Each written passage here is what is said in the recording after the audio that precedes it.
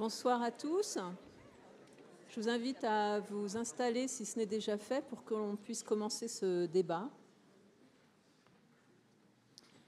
Nous sommes le 9 mars 2016 et cela ne vous a pas échappé, c'est une date qui fleure bon le complotisme, puisque chacun connaît l'importance du chiffre 666 dans l'univers des Illuminati.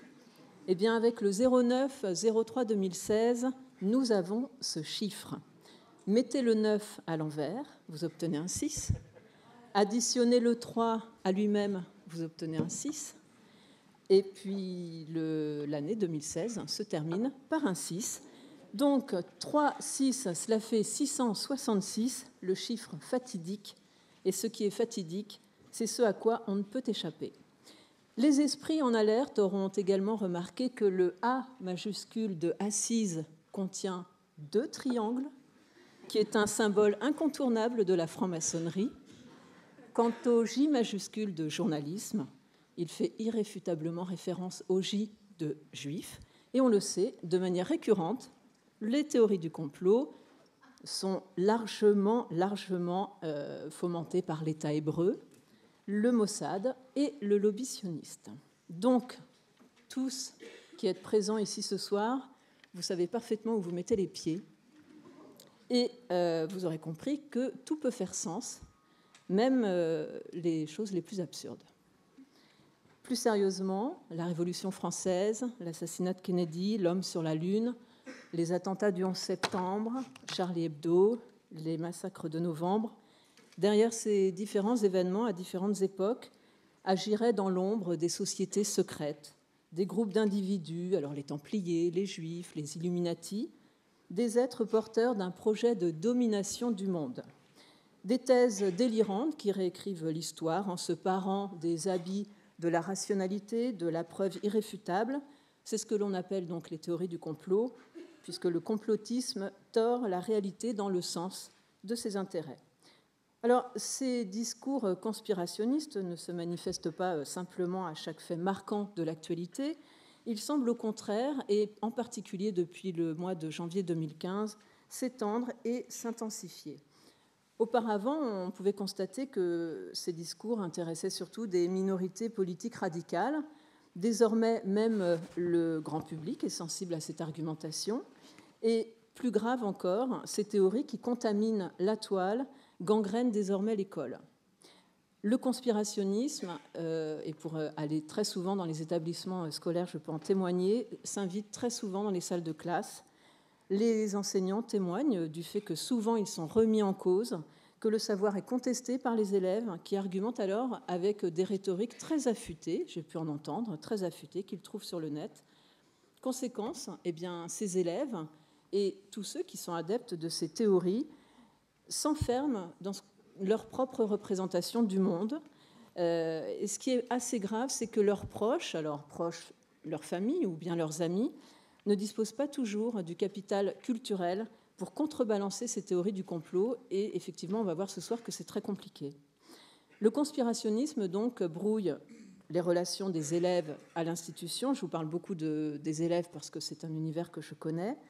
Et cela brouille également la relation des élèves et plus généralement des citoyens au savoir. Alors, comment lutter contre les théories du complot ? Et là, je fais ma petite manip technique et je vous assure que je ne suis pas une geek, donc j'espère que... Voilà, parfait. Nous allons en débattre avec 4 invités. Agathe André, qui est journaliste à Charlie Hebdo, présidente de Dessiner, Créer, Liberté. Et je signale une exposition actuellement à l'Hôtel de Ville de Tours. Daniel Schneiderman, journaliste, fondateur d'Arrêt sur Image. Bonsoir. Luc Herman, journaliste, il dirige l'agence Première Ligne qui produit plusieurs émissions dont Cache Investigation. Bonsoir Luc. Et Thomas Huchon, journaliste pour le nouveau site d'information Spicy. Alors au cours de ce débat, nous verrons de quelle manière chaque invité s'est emparé de cette lutte contre les complots. Nous aborderons bien sûr l'intelligence numérique dont font usage les réseaux complotistes et à ce titre, ils ont vraiment un temps d'avance sur les médias traditionnels. Nous interrogerons aussi la capacité de notre profession à réagir en nous demandant si ces influences conspirationnistes ne représentent pas un danger pour notre métier, mais au-delà pour la démocratie. Et nous vous invitons bien sûr à être réactifs par rapport à ce qui se dira sur scène et à intervenir si vous le souhaitez au cours de ce débat. Comme les conspirationnistes sont amateurs de vidéos, eh bien nous ne nous priverons pas d'en regarder également. Et avant que nous regardions une vidéo qui a été réalisée par Luc Herman, on va commencer tout de suite et je pose une question tout d'abord à Agathe André. Je voudrais savoir si, selon elle, le fait que ces théories soient à ce point mises sous le feu des projecteurs médiatiques depuis plus d'1 an maintenant, est-ce inquiétant ou, au contraire, le moyen de mieux les combattre? Bonsoir à tous. Écoutez, pour répondre à la question, évidemment, je trouve que c'est plutôt extrêmement bon signe. C'est évidemment le signe qu'on commence à prendre conscience du danger intellectuel autant que démocratique de ces théories-là qui minent l'esprit critique. Ce qu'il y a, c'est que la théorie du complot, une fois que c'est enquisté, c'est quand même très très difficilement expugnable. Et évidemment, je pense qu'on va en parler ce soir. L'idée, c'est d'aiguiser l'esprit critique. Et l'esprit critique, c'est la question du doute. Alors, le doute en démocratie, il nous est permis de douter de tout. Et c'est ça qui est bon. Des complots, il y en a qui ont existé. Pour citer ceux qui me viennent en tête, évidemment le Watergate, évidemment les armes de destruction massive pour pouvoir intervenir en Irak. Il se trouve que j'ai le sentiment que les complots finissent toujours par être dévoilés quand il y en a. Pour revenir sur Charlie Hebdo et sur le 11 septembre 2001, par exemple, il se trouve quand même que c'est aussi des complots, en tout cas ourdis à ce moment-là par les frères Kouachi, ourdis par Al-Qaïda pour le 11 septembre. Il se trouve que les conspirateurs pensent que les auteurs de ces complots-là sont pas les bons. Qu'est-ce qui fait qu'on sombre, à mon avis, dans le complot? C'est que c'est très difficile de douter, à mon avis, pour l'esprit humain. C'est même insupportable. Et à un moment donné, il faut peut-être finir par croire, se tromper, plutôt que de ne pas croire. Voilà. J'avais une introduction à faire en ce qui me concerne. Daniel Schneiderman, le fait qu'on en parle à ce point, c'est une bonne chose ou une mauvaise chose? En tout cas, c'est. Voilà, je ne sais pas si c'est bon ou mauvais. En tout cas, c'est un vrai sujet.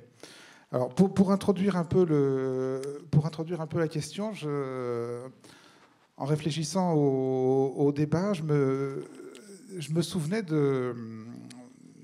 11 septembre 2001. Le 11 septembre 2001, je faisais arrêt sur image et je faisais arrêt sur image sur une chaîne de télévision mainstream et publique qui s'appelait France 5. Et donc on avait fait arrêt sur image, pour ceux qui ne connaissent pas, c'est une émission de démontage, décortiquage des contenus médiatiques, des narrations médiatiques. Et voilà, c'est à la fois de la critique, de l'exégèse, de l'enquête, comprendre comment c'est fait, etc. Et donc, on avait tout naturellement consacré plusieurs émissions au 11 septembre. Et puis un jour, paraît un livre qui est titré « L'effroyable imposture » et dont la thèse centrale est « Il n'y a pas eu de Boeing qui s'est écrasé sur le Pentagone le 11 septembre 2001 ». Et ce livre bénéficie d'une promotion incroyable, lourdingue, dans une grande émission du service public de France 2 à l'époque, qui était l'émission d'Ardisson. L'auteur du livre, Thierry Messant, est reçu pendant une demi-heure, tapis rouge, il peut expliquer pendant une demi-heure sur les antennes du service public que non, il n'y a pas eu de Boeing qui s'est écrasé sur le Pentagone, tout ça, parce qu'il y a plein de trucs, la balistique, enfin, il y a un tas d'études scientifiques qui le montrent. Et nous, Arrêt sur image, à l'époque, on a fait le choix absolument radical de dire on n'en parlera pas. On n'en parlera pas parce que en parler de cette théorie de il n'y a pas eu de Boeing sur le Pentagone, même pour la démonter, ce serait toujours lui faire écho, ce serait toujours d'une certaine manière la propager. Et donc le meilleur moyen de lutte, c'est de ne pas en parler. Et effectivement, on a fait ce choix qui valait ce qui valait. Mais que je pense on pouvait faire rationnellement à l'époque. On pouvait se dire, voilà, nous, on est en position de responsabilité, on s'occupe d'une émission sur une chaîne, donc on n'en parlera pas. Bon, il est clair que 15 ans plus tard, si vous voulez, le rapport des forces tel qu'il était à l'époque apparaît totalement préhistorique, si vous voulez. On a changé d'univers. C'est-à-dire on n'en parlera pas, en parlant de ce qu'on appelle, entre guillemets, si vous voulez, les théories du complot, on n'en parlera pas est un truc qui n'a juste plus de sens. Ça n'a plus de sens. C'est maintenant partout, on baigne. Après Charlie, on a fait plusieurs émissions dans Arrêt sur Image, dans notre nouvelle configuration Internet, pour réfléchir à la chose. On a invité des journalistes, des enseignants, etc. Et on a des enseignants qui nous ont dit, dans nos classes, la moitié des élèves croient aux Illuminati. La moitié des élèves. Bon. Donc, on voit bien qu'un certain nombre de théories sont maintenant, aujourd'hui, dans les générations montantes. Et déjà, nous, on a du mal à le mesurer sur le plateau, parce qu'on est déjà des vieux, surtout moi, mais même les autres. Mais en tout cas, dans les générations montantes, c'est devenu des théories dominantes, écrasantes. Donc, quand on aborde ces théories en tant que journaliste, puisqu'on est là 4 journalistes, ces théories sont une donnée, et donc c'est un sujet qu'on est obligé de traiter. Alors, pour encore un simple mot, si vous voulez, pour essayer de comprendre d'où vient ce renversement absolument total de la situation, il vient de 2 choses. Alors, ça a été rappelé, ce sera encore rappelé. Évidemment, ça vient d'Internet. Voilà, c'est pas très compliqué. Et ça vient de ce fait sur Internet, si vous voulez, de la manière dont on accède maintenant aux informations sur Internet. C'est-à-dire que vous accédez largement aux informations que vous êtes allé chercher.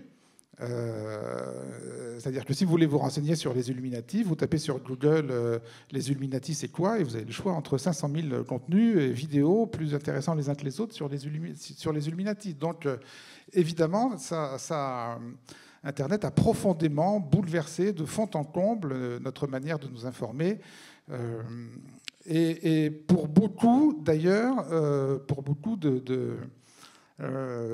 en nous enfermant.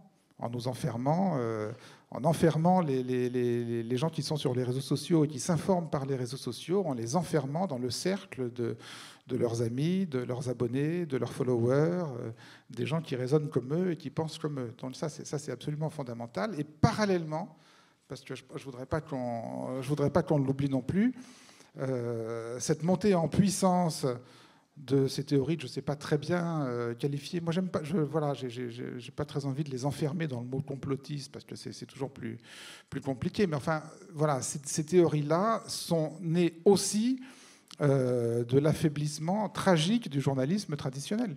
Alors, voilà, parce qu'il faut quand même le dire. Il y a d'une part les réseaux sociaux et il y a d'autre part le fait que dans les médias traditionnels aujourd'hui, dans les médias mainstream, à quelques glorieuses exceptions près, on a parlé de cache investigation, l'enquête c'est fini, quoi. L'enquête c'est vraiment fini. On avait sur notre plateau Arrêt sur Image il y a 3 semaines le rédacteur en chef adjoint de Spécial Investigation, l'émission de Canal. Certains d'entre vous ont peut-être vu cette émission, Jean-Baptiste Rivoire, qui nous a énuméré la liste absolument terrifiante des sujets sur lesquels ils n'ont plus le droit d'enquêter à Spécial Investigation. Terrifiant. Et dans ces sujets sur lesquels ils n'ont plus le droit d'enquêter, dans ces sujets qui ont été retoqués par la direction de la chaîne, il y avait par exemple un sujet sur les faiblesses du renseignement français avant le 13 novembre. Comment le renseignement français a laissé venir, n'a pas su empêcher le 13 novembre. Il est évident que si on n'a pas le droit de produire de l'enquête journalistique sur les faiblesses du renseignement français, je veux dire, on va laisser un champ libre, mais d'une manière absolument béante, à toutes les théories sur le thème, oui, voilà, le renseignement français, je ne sais pas quoi, a été complice. Enfin, je ne sais pas trop ce qui peut fleurir. Je veux dire, le terrain est en train d'être abandonné. Et je ne voudrais pas qu'on oublie trop vite ce deuxième facteur-là en disant ouais, c'est la faute à Internet, les réseaux sociaux, les méchants, les Twitter, les Facebook, tout ça. Oui, il y a ça, mais pas que. Voilà. Disons qu'il y a une conjonction de faits. Effectivement, il y a un affaiblissement des médias. Il y a également, vous l'avez dit et vous les avez reçus, des enseignants qui, pendant des années, ont dénoncé ce qu'ils entendaient dans leurs cours sans être entendus par leur ministère. Et c'est dans le sillage des attentats de janvier que l'exécutif a commencé à prendre conscience de l'importance de ces théories. Luc Herrmann, est-ce que vous partagez le point de vue de Daniel Schneiderman? Est-ce que c'est une bonne chose que ces théories soient mises sous le feu des projecteurs pour que l'on puisse les disséquer et les analyser? Bonsoir à toutes et tous. En tout cas, c'est une bonne chose que ça nous pousse, nous, journalistes. Il y a beaucoup de journalistes dans la salle, il y a beaucoup de jeunes journalistes qui sont en cours, et puis il y a beaucoup de citoyens aussi. Nous, après le 7 janvier, on s'est réunis à plusieurs avec les gens de Mediapart, avec qui on est très proches, avec qui on travaille beaucoup. Et pour prolonger ce qu'ont dit Agathe et Daniel, c'est aussi notre échec, c'est-à-dire c'est aussi de notre faute, même si Daniel a raison, il y a moins de moyens pour enquêter, mais si les jeunes n'achètent plus de quotidien, si les jeunes ne regardent plus les journaux de 20 heures, et c'est pas juste une histoire d'horaire ou pour défier leurs parents pour pas regarder la télévision à la même heure, si les jeunes ne regardent plus ou moins les émissions d'infos ou les singes, les critiques, vraiment nous ce qui a été à l'origine du changement de ton dans Cache Investigation, c'est quand on a vu des jeunes sur YouTube singer le ton des émissions d'investigation, des gimmicks, des musiques qui font peur, des commentaires un peu sentencieux. Et donc, c'est une grosse réflexion qu'on a eue. On a vraiment pris un gros coup sur la tête avant d'expliquer ce qu'on a tenté, nous, de faire modestement dans les écoles avec une vidéo que je vais vous présenter tout à l'heure. On s'est dit c'est en grande partie notre échec de pas pouvoir expliquer ou nos contraintes, ou nos doutes, ou nos faiblesses. Et donc, parce que c'était aussi, il y avait une phrase supplémentaire dans le débat quand on m'y a invité il y a 3 semaines, c'était aussi la défiance à l'égard des journalistes. Et il y a effectivement une énorme défiance. On avait peut-être dans la salle, et, on a du temps pour débattre tous ensemble et vous pourrez poser vos questions. Il y a malheureusement aujourd'hui une défiance à l'égard de cette presse, qu'elle soit mainstream ou pas mainstream, mais de ce qui est tamponné d'un média officiel. Thomas Huchon. Bonjour à tous. Je pense que je partage effectivement le constat qui a été fait par mes confrères juste avant. Là où il y a probablement une succession de facteurs. Il n'y a pas une seule explication pour donner des explications concrète et crédible sur la montée du phénomène conspirationniste. Il y a effectivement alors, après je suis le plus jeune autour du plateau, mais effectivement je vais me permettre de faire une petite analyse sur les 15 dernières années. Moi j'ai toujours été journaliste sur Internet, c'est-à-dire que quand j'ai commencé ma carrière en sortant de l'école, même en faisant un petit peu à l'école, j'écrivais déjà sur Internet, et je constatais que les parties web des grands journaux, des grands médias, étaient vraiment les vilains petits canards. La rédaction du web, c'était derrière les chiottes après l'escalier, et c'était vraiment un endroit où on ne voulait pas atterrir. Et il y a eu une espèce de défiance quelque part, en tout cas moi c'est comme ça que je l'ai perçu à l'époque, des grands journalistes, des grandes signatures et donc des grands médias face au phénomène Internet, et donc on n'a peut-être pas été suffisamment présent sur ce média.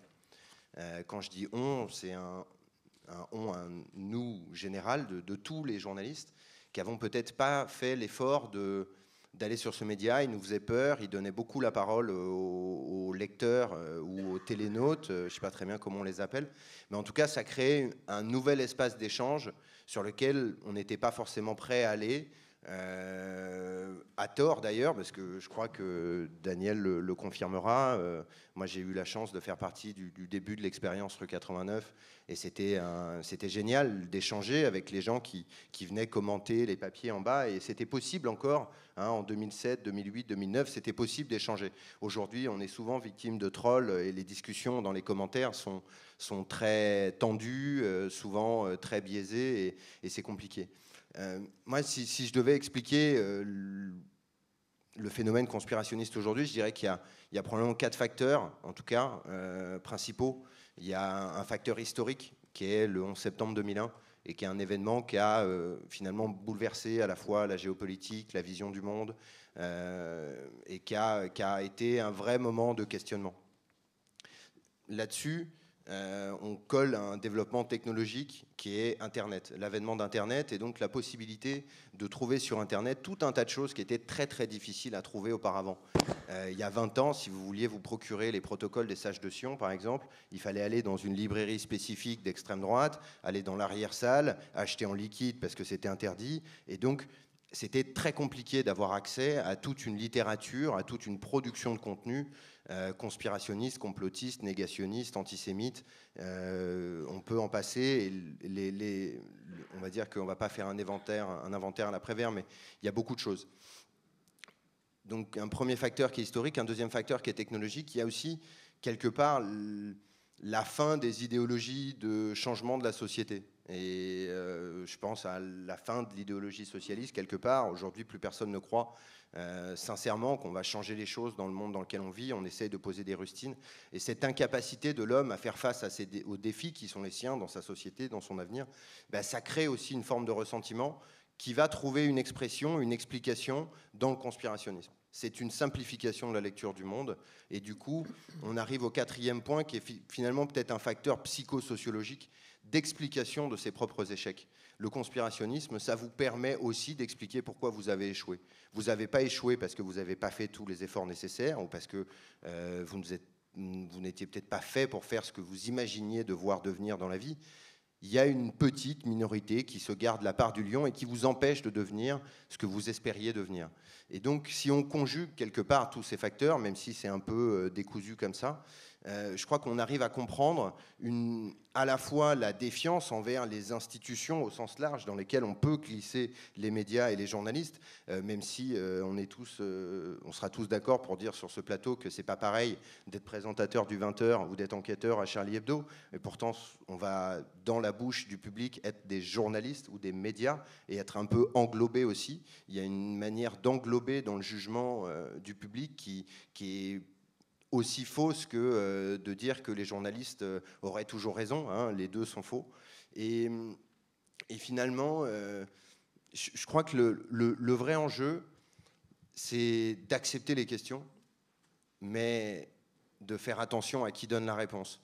Et aujourd'hui, quand on pose tout un tas de questions qui sont légitimes, et avec Spicy, on a l'occasion d'aller dans les établissements scolaires pour présenter notre travail sur la déconstruction des théories du complot. On est face à des lycéens, des collégiens qui se posent beaucoup de questions et qui sont légitimes à se poser ces questions.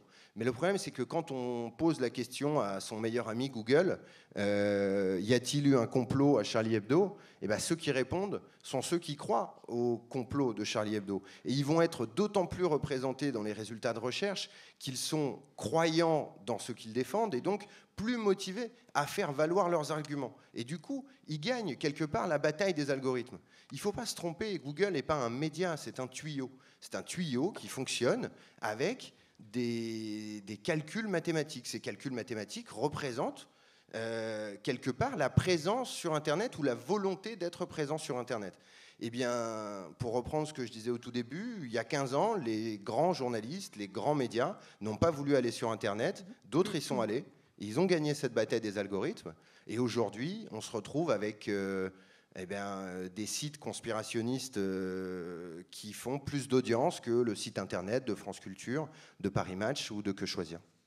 Et ce que vous dites, ça fait songer à une analyse de Gérald Bronner qui est très juste, qu'il appelle le biais de confirmation, qui est la tendance que nous avons à choisir un ensemble d'informations, et notamment celles qui soutiennent nos croyances antérieures. Et donc, on va forcément aller vers des informations très consuméristes, c'est-à-dire vers ce que l'on aime déjà. Et il prend comme exemple qu'un lecteur de droite achète forcément des journaux de droite. Enfin, ce n'est qu'un exemple, mais ça rejoint ce biais de confirmation. Mais effectivement, et en plus, les études montrent que 70% des gens qui font des recherches sur Google ne vont pas au-delà de la 3e page de résultats, ne vont jamais au-delà de la 3e page de résultats. Et il ajoute aussi que dans ces 3 premières pages de résultats, on a 90% de chances de tomber sur des arguments qui vont dans le sens de la recherche et qui ne vont pas la contredire. Effectivement, c'est aussi un des travers des journalistes. On s'approprie les propos des gens plus intelligents que nous qu'on a rencontrés. Et tout ce que je vous ai expliqué, c'est du Gérald Bronner, Thomas Huchonisé.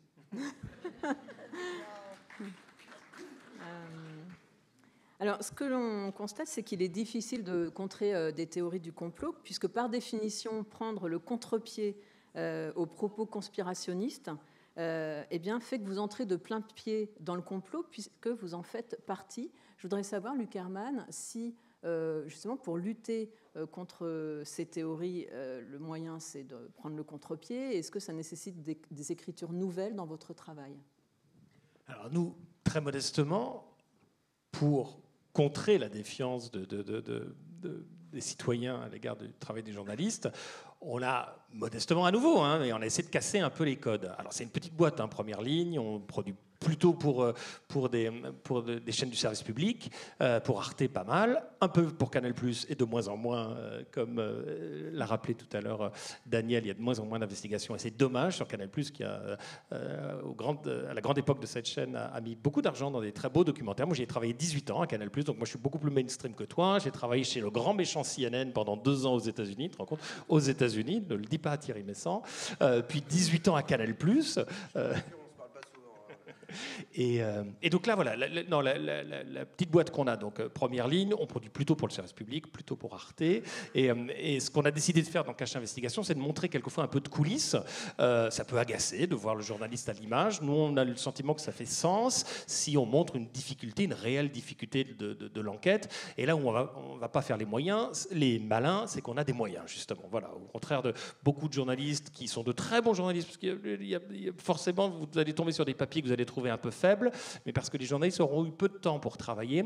Nous, on a entre 8 et 11 mois pour enquêter sur Cache Investigation. Mais ensuite arrive ce petit travail qu'on a fait nous-mêmes sur nos propres modes de narration, c'est qu'on a décidé de parler normalement, de mettre des musiques plutôt marrantes que des musiques qui font peur, d'aller utiliser des archives un peu malicieuses, d'injecter un peu de subjectivité par moment, et de montrer un peu les coulisses, et puis de se servir, on l'assume parfaitement, de la notoriété d'une journaliste qui incarne France 2 depuis de nombreuses années, Élise Lucet, qui est l'une des meilleures intervieweuses de la place, et donc de se mettre par moment au service de sa notoriété pour apporter une belle enquête, pour aller mener des interviews, pour ceux qui l'ont vu, qui sont des interviews assez rares à la télévision, en tout cas avec une sur-demande de droit de suite, quoi. Voilà, quand on a un non ou un refus d'interview, on ne va pas lâcher l'affaire pendant plusieurs mois. Et on réfléchit aussi à de nouvelles écritures sur Internet, et on produit un petit programme dont je suis absolument fier, que certains d'entre vous ont dû voir, qui est un programme de data journalisme qui s'appelle Data Gueule, qui est uniquement diffusé sur YouTube, financé par France Télévisions, un programme de data journalisme, à nouveau assez subjectif, mais extrêmement enquêté, donc sur une base d'enquête extrêmement rigoureuse. C'est ça le succès de Cache Investigation, je pense, et on n'est pas exempt de critique et on se défend. C'est quand même une enquête, et encore un peu de temps d'enquête avant d'injecter un tout petit peu de forme différente. Et donc, on en est à 13 millions de vues pour le petit programme Data Gueule, 13 millions de vues sur YouTube, ce qui est beaucoup pour un programme en français, avec plein de données, plein de data, sur des problématiques quelquefois assez complexes. Et donc, c'est à nous de travailler avec les chaînes. J'étais ce matin à France 5, et ils sont conscients qu'ils sont plutôt regardés par un public très vieillissant. Et voilà, il y a des gens bien dans les chaînes de télé, même si elles sont payées par le gouvernement. Non, voilà, il y a des gens bien dans les chaînes de télévision qui réfléchissent vraiment à comment regagner la confiance du public. Alors, la vidéo que vous...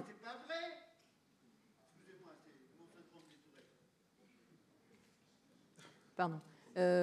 Alors, la vidéo que vous allez nous présenter, vous pouvez nous la recontextualiser ? Alors oui, je vais vous montrer une petite vidéo très concrète. En fait, on s'est dit, les gens de chez Spicy se sont posés la même question, et puis plein de gens en France le font également, de comment contrer la théorie du complot. Et on s'est réunis à plusieurs. Et ce qu'on a décidé en partenariat avec France Télé, mais surtout en partenariat avec le ministère de l'Éducation nationale et un très joli organisme qui s'appelle le Clémy, qui organise notamment la semaine de la presse à l'école, mais qui ont un réseau remarquable dans tous les collèges, tous les lycées de France, de profs, de documentalistes qui vont tenter, avec des moyens souvent dérisoires, de rabibocher les jeunes élèves avec la presse et qui vont souvent les pousser à faire eux-mêmes leurs propres médias. On a eu une grosse réunion avec le ministère de l'Éducation qui nous a dit, tous les profs reviennent vers nous en disant, donnez-nous un outil. Il n'y a pas de magie, hein. Je vais vous en proposer un et on pourra en débattre. Et on en débat parce qu'on a démarré dans les classes. Je vais vous le montrer très vite. Mais donnez-nous des outils pour discuter avec les élèves. J'ai vu dans un envoyé spécial une séquence qui m'a moi assez terrifié d'une prof, dont je ne donnerai pas le nom, et c'est tellement dur d'être enseignant, mais d'une prof qui a pendant 1 heure laissé ses élèves débattre de toutes les théories du complot sans jamais les interrompre, sans jamais entrer un peu de rationalité, parce que c'est extrêmement dur. Et donc nous, on s'est dit, et l'ambition du petit kit que je vais vous montrer, dans une petite vidéo qui fait un peu plus de 6 minutes, c'est de dire, si un prof, mais ça peut être un prof de maths demain matin, qui entend dans sa classe des propos inquiétants, l'idée, c'est qu'ils viennent totalement gratuitement chercher sur le site du ministère de l'Éducation, sur notre site, enfin, France Télévisions va le mettre en avant, parce qu'on en a produit un, vous allez voir, et on va en produire une quinzaine, c'est de venir chercher cette petite vidéo pour en débattre en classe. S'ils arrivent à faire venir un journaliste en classe, c'est bien, mais c'est jamais facile. Et on veut nous s'adresser dès la 4e, ça peut même démarrer dès la 5e, dans les collèges, dans les lycées et dans les lycées professionnels. Et alors, pourquoi nous, ça nous a particulièrement touchés, c'est qu'il se trouve qu'on est les voisins de Charlie Hebdo. Notre boîte de prod est installée, c'est un total hasard, au même palier que la rédaction de Charlie Hebdo qui a été attaquée le 7 janvier dernier. Les premières images des frères Kouachi qui fuient l'immeuble et qui tirent dans la rue face aux premiers policiers qui arrivent dans la rue ont été tournées par nos journalistes, notamment par Martin Boudot, sur le toit de notre immeuble, alors que nos journalistes avaient fui. Moi, je n'étais pas là ce matin-là, j'étais chez Arte.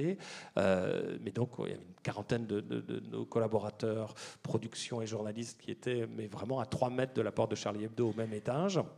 Et donc, il se trouve que, comme on est une agence de presse, on a 2 gilets pare-balles et on a nous-mêmes pris, au bout de 2 jours, dans la tronche, quelque chose que je vais vous montrer, qui est, on s'est nous-mêmes retrouvés victimes d'une théorie de la conspiration absolument ridicule, qui nous a fait sourire un moment. On n'avait pas du tout envie de rire à ce moment-là, avec l'émotion énorme de la tuerie et du massacre dans cet immeuble. Et donc on s'est dit, on ne va pas faire les malins, on va aller sur ce que tu disais tout à l'heure, dire, des complots, il y en a, et on en décrypte un, et on donne des petites clés. Donc ce que vous allez voir s'interrompt 3-4 fois pour permettre à l'instituteur, aux profs de lycée, aux profs de collège, d'en débattre avec les élèves et de donner quelques clés pour qu'ils puissent faire eux-mêmes cette démarche de tiens, je vais peut-être passer un peu de temps sur Internet pour aller un petit peu plus loin que les algorithmes. Je vais noter algorithme aussi avant d'oublier de le dire. C'est qu'il se trouve que c'est très puissant tuyau, ces algorithmes, quand tu dis fort bien. Vous le savez, vous cherchez un canapé, pendant 4 mois, Google va vous reproposer le même canapé. Et donc voilà, vous regardez une vidéo de conspirationniste, vous allez en voir une autre, et vous allez vous balader un peu à l'insu de vos clics parce que Google, parce que Facebook aura décidé de vous alimenter et de vous cloisonner, en l'occurrence, pour vous vendre un canapé d'une part, mais aussi pour que vous restiez le plus longtemps possible sur YouTube et donc vous regardiez à nouveau ces vidéos. Donc je te propose de lancer ce petit module-là.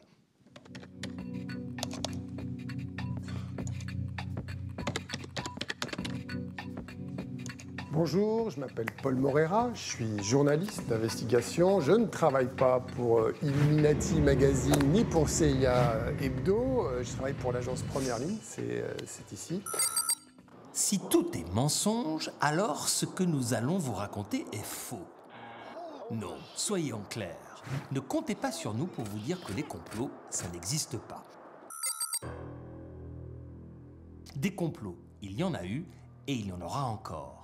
Un exemple, un des plus gros complots de l'histoire du XXe siècle. Celui des industriels du tabac. Regardez, cette scène se passe en 1994 au Parlement américain. On l'appelle l'audition des 7 nains, car ces hommes, ce sont les 7 grands patrons de l'industrie du tabac. Les parlementaires les interrogent pour savoir si la nicotine dans les cigarettes rend les fumeurs accros. En clair, ils soupçonnent la nicotine d'être addictive. Je crois que la nicotine n'est pas addictive. Monsieur Johnson? Monsieur le député, les cigarettes et la nicotine ne répondent pas à la définition de l'addiction. Il n'y a pas intoxication. Ok, ce sera non pour vous, on n'a pas beaucoup de temps. Je crois que vous pensez tous que la nicotine n'est pas addictive, on a juste besoin de l'enregistrer. Je crois que la nicotine n'est pas addictive. Est-ce que ces grands patrons disent la vérité? Qu'en pensez-vous?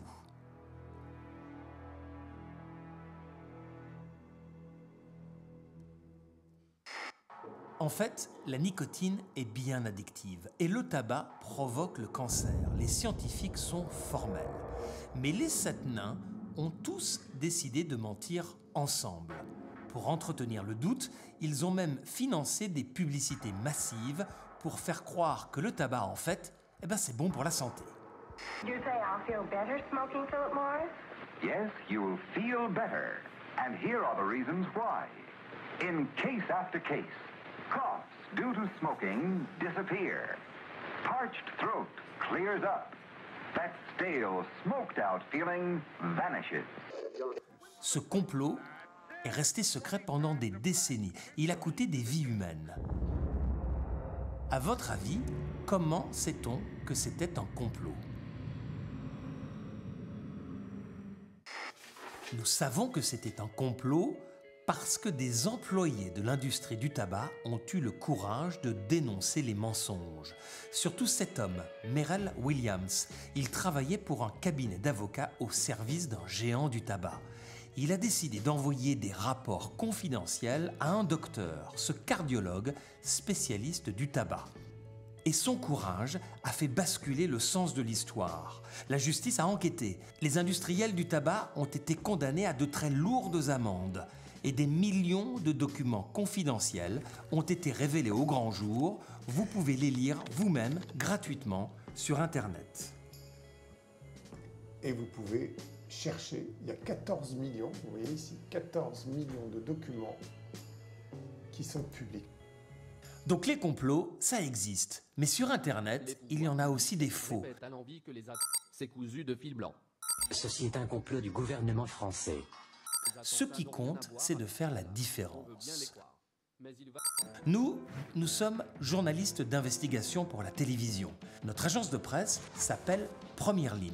On tourne dans le monde entier, dans des pays en guerre, et nous enquêtons pendant des mois sur les secrets des grandes entreprises. Un jour, je me suis aperçu que les jeunes et les moins jeunes ne croyaient plus vraiment ce qu'ils voyaient à la télé, ce qu'ils entendaient à la radio, ce qu'ils lisaient dans les journaux.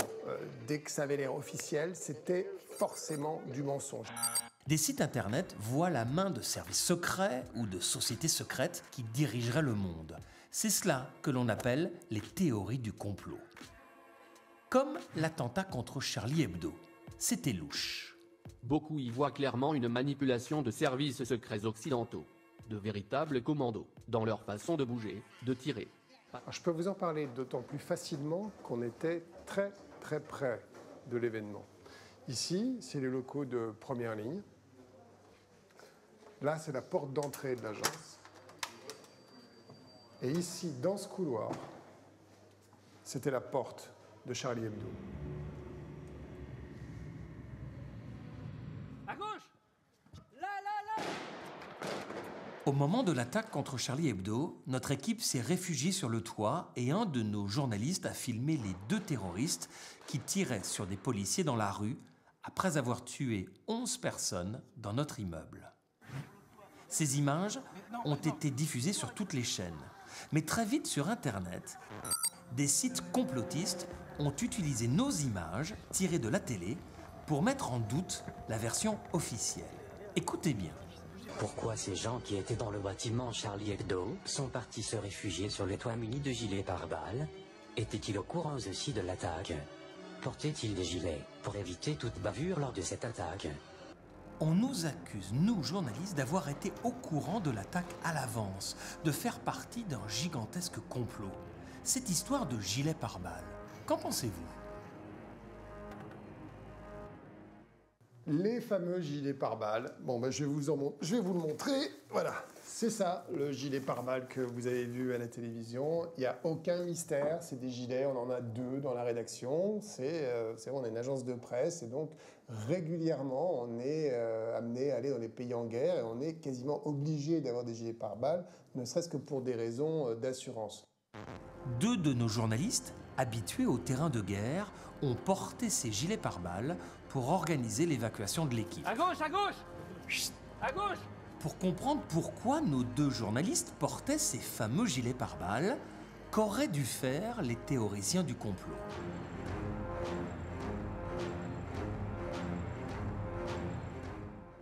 Ils auraient dû faire une chose toute simple, prendre leur téléphone et nous appeler à première ligne. On leur aurait expliqué en toute transparence. Il faut se méfier de notre envie d'interpréter. C'est la différence entre la réalité et le mensonge. Une réalité objective, c'est un fait qui existe et que vous êtes obligé d'admettre, quelle que soit votre opinion.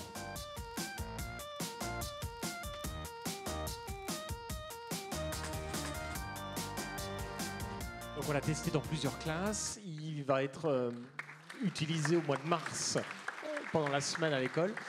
Notre ambition, c'est d'en produire une quinzaine autour de plein d'autres complots, d'avoir un petit peu ce ton qui peut un peu fonctionner, et puis surtout de le modifier si des profs nous expliquent que ça ne marche pas dans les classes. Mais pour l'instant, ça a marché. Alors, est-ce que ça marche auprès du public? Qu'est-ce que vous en avez pensé? Est-ce qu'il y a des réactions, notamment des étudiants en journalisme? Voilà, c'est toujours la première question qui est la plus difficile.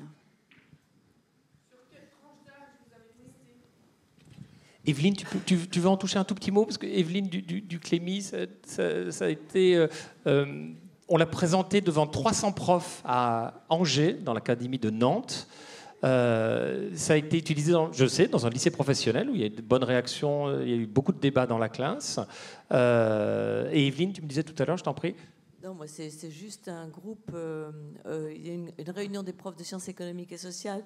Et j'ai participé à leur formation et il se trouve que j'ai testé le module que tu m'avais confié 2 jours avant.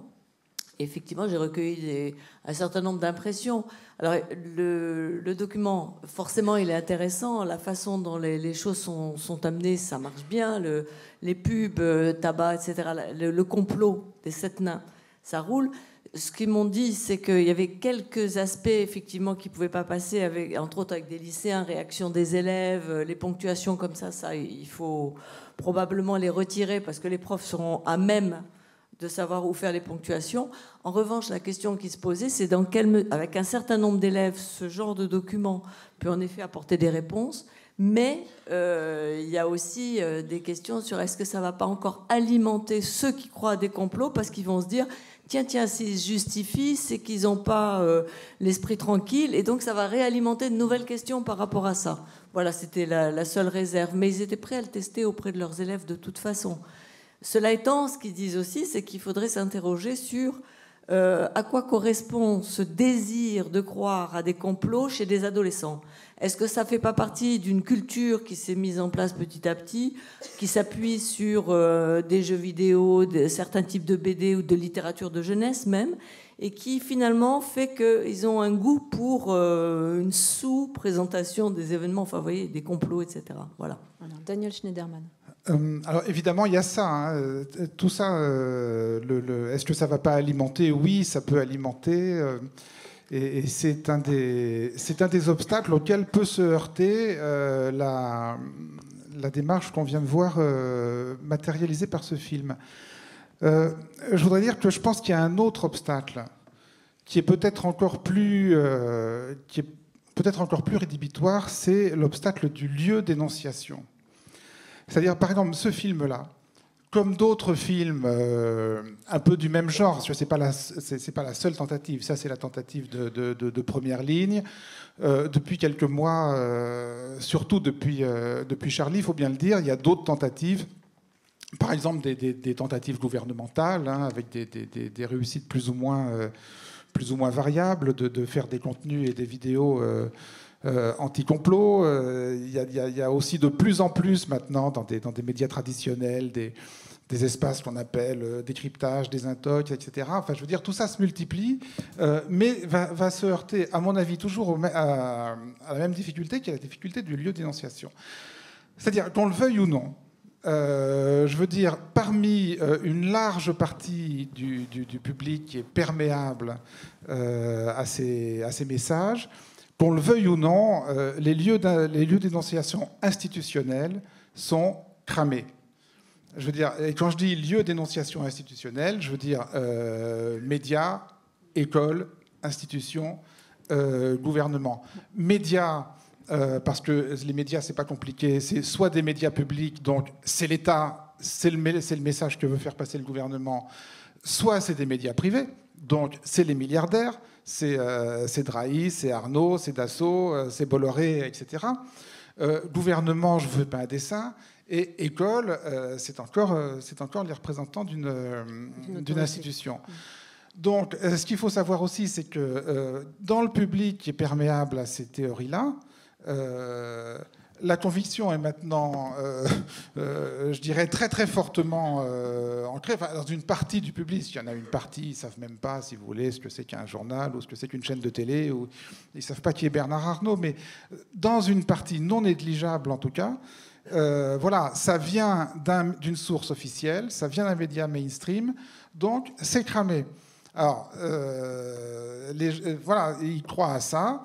Ils croient à ça pour des bonnes et des mauvaises raisons. Des mauvaises raisons parce qu'il arrive tout de même que les médias, entre guillemets, des milliardaires qui sont en gros les 9/10 de la force de frappe médiatique en France aujourd'hui. Hein, voilà, il arrive tout de même que ces médias diffusent des informations et des messages qui sont à peu près de bonne foi, qui sont à peu près honnêtes et qu'on peut à peu près croire, de la même manière que les médias publics.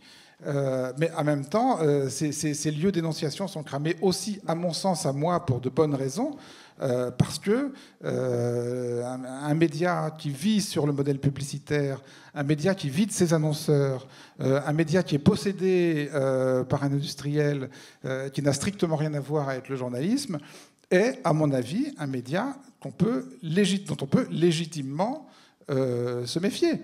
De la même manière que les médias audiovisuels publics, et j'en parle devant une journaliste de France Inter et un journaliste qui travaille pour des télés publiques, de la même manière que le système de nomination des dirigeants des médias publics étant aujourd'hui ce qu'il est, la méfiance à l'égard de ces médias est légitime. Voilà, la méfiance a priori est légitime. Si la méfiance est légitime, le combat est-il vain? Puisque si on vous écoute, c'est ce qu'on pourrait en déduire. Aucun combat n'est vain. Aucun combat n'est vain. Mais ce que je veux dire, c'est qu'il faut être conscient de cet obstacle a priori. Et il faut être conscient que les lieux qui sont aujourd'hui considérés comme crédibles par une large partie de cette tranche d'âge, parce qu'on parle bien d'une tranche d'âge quand même, sont voilà, c'est ce que va m'envoyer mon ami Facebook, ce que va m'envoyer les gens avec qui je suis en relation sur Snapchat, ce que je vais recevoir. D'ailleurs, je ne saurais pas forcément toujours exactement de quelle manière je le reçois, mais aussi débile que ce soit à nos yeux, à nous, journalistes, plus c'est de provenance incertaine, plus ça a l'air flou, plus c'est tremblé, plus on ne sait pas d'où ça vient, plus c'est crédible, plus je vais avoir tendance à le croire. Et après, je ne voudrais quand même pas terminer sans prêcher pour ma propre paroisse. Oui. Qu'est-ce qu'on paye quand même aussi? On paye l'absence, ou en tout cas l'insuffisance dans ce pays de médias véritablement indépendants. Et véritablement indépendants, c'est-à-dire de médias qui appartiennent aux journalistes qui les font. Et qui n'ont pas de publicité et qui n'ont pas de propriétaires milliardaires. Alors oui, Charlie Hebdo, oui, Arrêt sur Image, oui, Mediapart. Alors, mais une fois qu'on les a énumérés et une fois qu'on a essayé de les compter sur ses doigts, on se rend compte qu'il n'y en a pas tant que ça. Et on paye ça. Merci Daniel. On va faire réagir Agathe. Oui.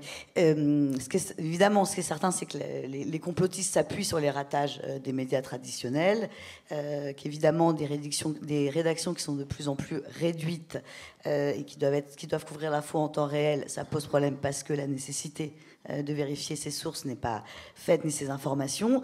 Il me semble quand même qu'il y a une déontologie, et il faudrait peut-être la faire respecter. Ça, je pense que ça touche les journalistes de le faire au sein de leur rédaction. Après, là, je pense qu'on s'éloigne quand même du débat, qui n'est pas la critique des médias, mais de comment lutter sur la... Oui, mais sur les oui, mais non, sur les théories du complot.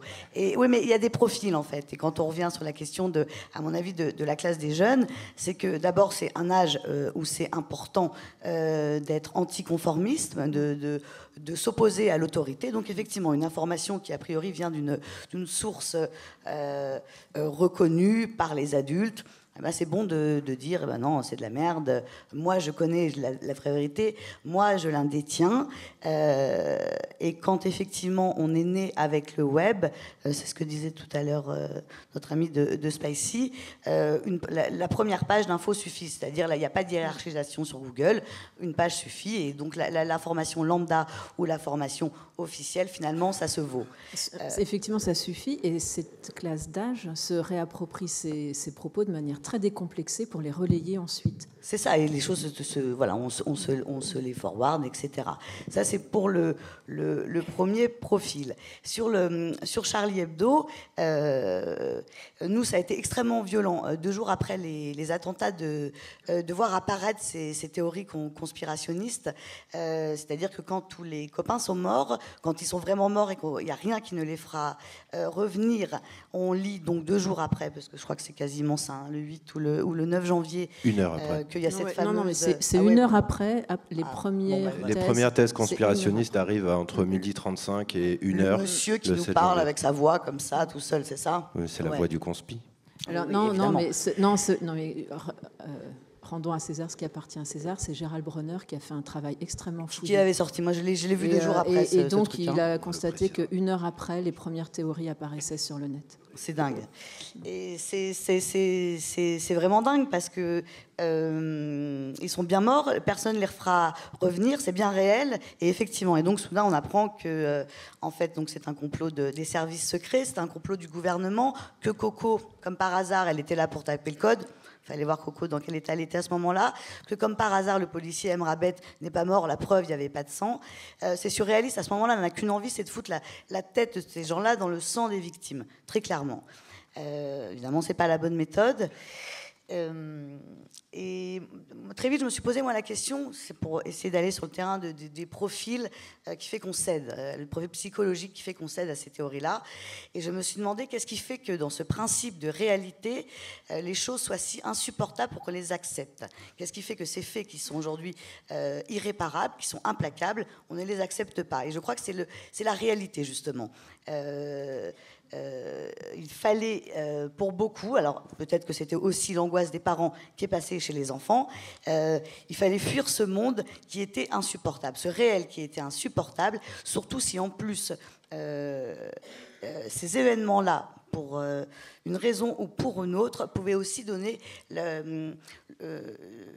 exprimer une menace pour quelqu'un de par son identité, de par sa religion, de par ses origines, pouvait être assimilé à un terroriste potentiel. Je crois que les assassinats de Charlie Hebdo, à ce moment-là, et pas seulement chez les mômes, qui à mon avis a été un transfert, ça a généré une énorme culpabilité collective qui nous a tous secoués. C'est-à-dire, ce journal, est-ce qu'on s'en voulait parce qu'on ne l'achetait plus? Est-ce qu'on s'en voulait parce qu'on avait accusé ces dessinateurs et ces journalistes d'islamophobes et de racistes?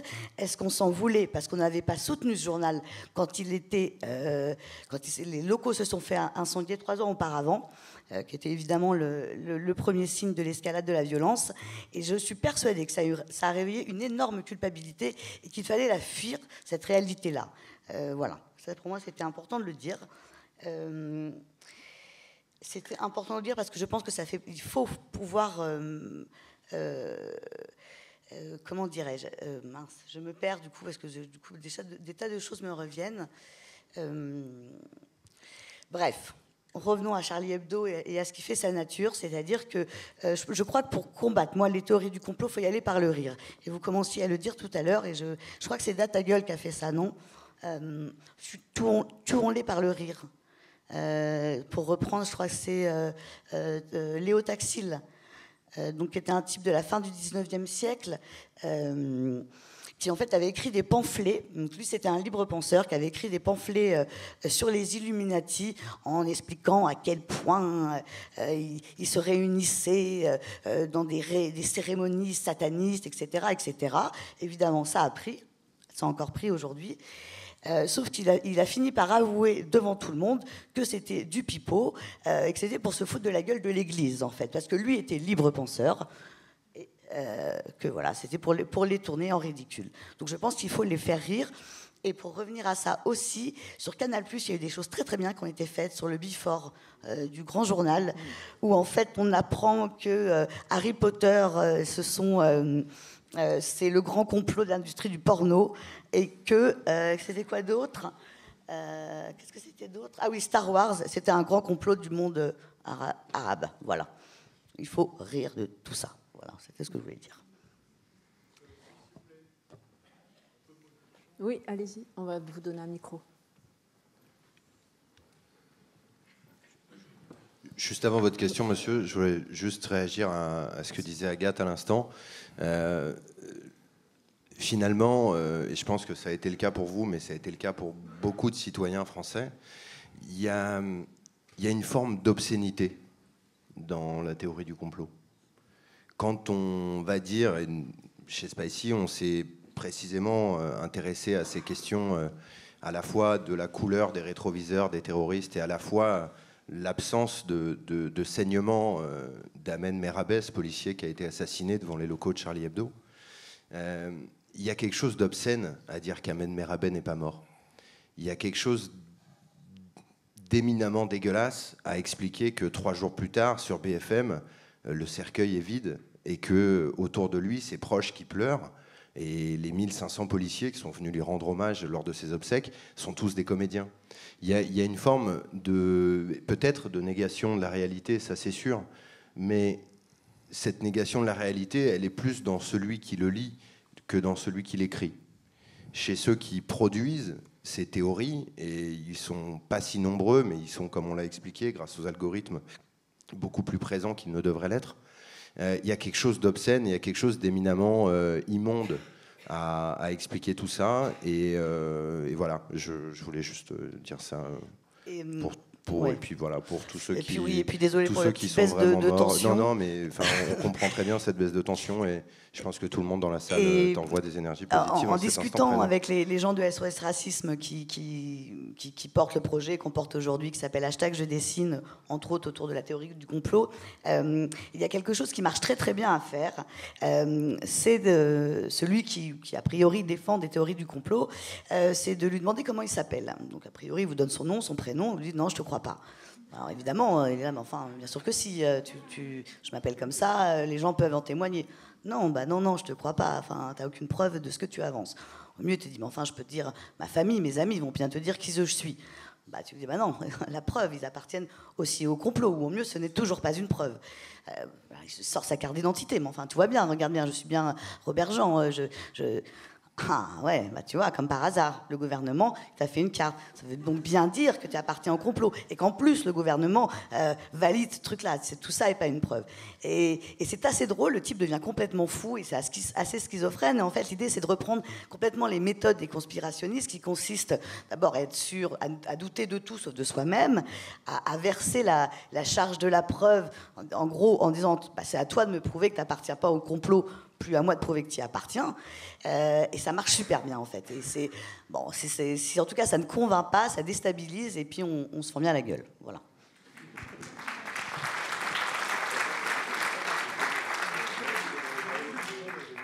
Alors, allez, monsieur, présentez-vous.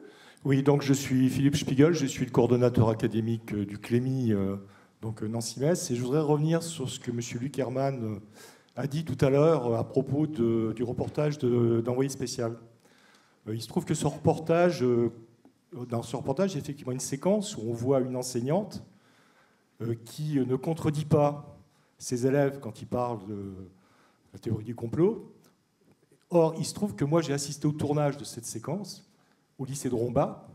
C'est un tournage qui a eu lieu pendant 2 heures. Et pendant 2 heures, l'enseignante n'a fait que contredire les théories du complot. Donc, ce sont 2 enseignantes qui ont monté une séquence de 2 heures, extrêmement bien faite, avec DataGull, d'ailleurs, comme base de données, on va dire. Et ces 2 enseignantes ont fait un travail remarquable. Et je suis absolument frappé. Là, on a une histoire extrêmement parlante du contresens que le montage qui ont été faits par vos collègues, donc d'envoyé spécial. Je peux vous dire que la réaction ensuite au visionnage de cette séquence d'envoyé spécial a stupéfié d'abord les 2 enseignantes et ensuite a conforté les élèves, c'est une classe de terminale, donc du collège de Romba, dans leur suspicion par rapport à ce que des journalistes qui passent 2 heures dans leur classe peuvent ensuite sortir en termes de reportage. Voilà, c'est un témoignage simplement. Alors je me permets simplement de dire que je trouve que l'écœurement des lycéens est parfaitement justifié et que ce que vous racontez est profondément écœurant. Moi, je considère que quand on fait ce métier, on doit avoir une éthique et on a une très grande responsabilité vis-à-vis du public, et que saucissonner une séquence comme celle que vous décrivez sans faire apparaître le contre-champ que tente de donner l'enseignante, vraiment, c'est totalement biaiser le travail pédagogique qui est fait en classe. Alors, je m'exprime sans avoir vu le reportage en question, mais vous voyez, on a 2 façons d'appréhender le sujet diffusé, et je trouve ça franchement effarant. Et ça manque vraiment d'éthique journalistique. Écœurant, même, tu as dit. Hein. Vraiment, moi, je le dis aussi. Hein, voilà. Merci infiniment pour votre témoignage, monsieur. Vous êtes invité à venir dans cette classe, à Romba, quand vous voulez, justement, pour corriger cette... Eh bien, plus que bien volontiers, je m'y engage. Et, parce que toutes ces vidéos, vous pourrez les prendre et prendre d'autres aussi. Non, mais voilà. Et ce que vous venez de dénoncer est extrêmement grave. Voilà. Il y a de mauvais journalistes, comme il y a de bons avocats, il y a de mauvais avocats. C'est extrêmement grave ce que vous racontez. Voilà, vous avez assisté à ce tournage. C'est ultra cruel pour notre métier. C'est d'une gravité inouïe. Voilà. Merci. Enfin, excusez-moi, je voudrais quand même pas qu'on fasse semblant ici de penser que c'est un cas de figure exceptionnel. Je veux dire, et c'est le travail de ton site d'ailleurs, bien sûr. Attendez, ce genre de truc, nous, à Arrêt sur Image, mais on le voit chaque semaine. Chaque semaine, on a des équipes de télé, d'envoyés spéciaux ou d'ailleurs, il faut reconnaître que envoyés spéciaux, ils sont quand même relativement spécialisés dans le truc, où ils arrivent de toute façon dans la cité, en ayant décidé de prouver que la cité, c'était craignos, qu'on ne pouvait pas rentrer chez soi le soir. Et il y avait eu un exemple particulièrement frappant qui a donné lieu d'ailleurs à un procès à Grenoble. Je pense que certains dans cette salle s'en souviennent. Je veux dire, un reportage d'envoyé spécial diffusé il y a quelques années nous montrait l'horreur quotidienne que représentait la vie dans la cité de la Villeneuve à Grenoble. Bon, simplement, quand on allait sur place, on se rendait compte que les témoignages avaient été soigneusement choisis. Il y avait dans cette cité des espaces verts tout à fait sympathiques qui n'apparaissaient pas une seule seconde dans le montage d'envoyé spécial, etc., etc. Donc, malheureusement, voilà, c'est fréquent. C'est fréquent. Je ne voudrais pas qu'on ait l'air de dire « Oh là là, là, il y a une équipe d'envoyé spécial qui a fait un truc super grave », mais heureusement, ça n'arrive jamais. Malheureusement, c'est fréquent et ça participe du paysage général de discrédit des médias mainstream en France. Et on perd à nouveau. Et en l'occurrence, dans ce documentaire d'envoyé spécial qui a été diffusé le 7 janvier 2016 et qui donnait 1h30 à parler des théories du complot, alors je ne savais pas que cette séquence avait été montée d'une manière différente qu'elle avait été tournée, mais c'est très intéressant. Moi-même, j'avais trouvé ce reportage très bizarre. Oui, non, mais juste pour faire un point sur ce documentaire, dans ce documentaire, ils ont suivi un certain nombre de théoriciens du complot, en tout cas de producteurs de contenu et de messages conspirationnistes sur Internet, et notamment un personnage qui s'appelle le débrancheur, qui est un peu revenu dans l'actualité au moment de la campagne du gouvernement On te manipule, puisque Kevin Razi, l'humoriste YouTuber qui a été choisi pour dénoncer les théories du complot, faisait un mois auparavant des dîners avec les conspirationnistes et notamment avec ce débrancheur. Envoyé spécial a choisi dans son reportage de flouter et donc de masquer l'identité de ce jeune homme qui produit des vidéos conspirationnistes. Il se trouve que ce jeune homme est un éducateur qui travaille pour l'éducation nationale et qui travaille au contact de collégiens à qui il raconte que la Shoah, c'est pas ce qu'on leur explique dans les livres d'école. Envoyé spécial a décidé de flouter ce jeune homme qui, quand il fait des vidéos sur Internet, ne se floute pas lui-même. C'est-à-dire qu'ils avaient la possibilité quand même de montrer qui était jeune homme, ce qui était aussi une partie du travail d'investigation quand on traite des conspirationnistes, et ils ont choisi de le protéger. Et moi, j'ai pas du tout compris cette démarche. Mais qu'est-ce que tu es en train de dire, que l'envoyé spécial était complice des conspirationnistes? Non, je pense qu'ils ont dû, pour avoir... Non, mais il faut pire savoir que tout, là. Non, c'est pas ça ce que je veux dire. Ce que je veux dire, c'est que quand on négocie une interview avec quelqu'un, il y a parfois ce quelqu'un, quand il est difficile à avoir, vous pose des conditions. Ces conditions, vous pouvez choisir de les respecter ou pas. En l'occurrence, ils ont fait dans ce reportage une interview de Thierry Messant, dans laquelle ils sont, franchement, je dirais peut-être pas complaisants comme le dit Luc à ma droite, mais je dirais qu'au minimum, ils n'ont pas été punchy, quoi. Et au-delà de ça, dans ce reportage, ils ont donc choisi de flouter quelqu'un qui a une activité militante très claire et qui lui-même ne se floute pas. Et donc ça veut dire quoi? Ça veut dire qu'il a dû demander à être flouté et que les mecs ont accepté ce truc-là. Et je crois que c'est aussi l'un des problèmes que tu dénonçais, c'est quelque part la pratique interne de notre métier. Elle est parfois un peu changeante. Il y a des fois des choses qui sont difficiles. On est obligé d'avaler des couleuvres pour sortir une info. Et on se dit que le jeu en vaut la chandelle. En l'occurrence, moi j'avais été choqué par ce passage-là. Et je suis outré par ce que vous racontez, monsieur, du bidonnage de cette séquence dans le lycée. Et donc je me dis qu'ils vont encore faire un tour dans ton émission, Daniel. Mais c'est un peu vieux. Puis on a tellement de sujets, si tu veux. Il n'y a plus la place.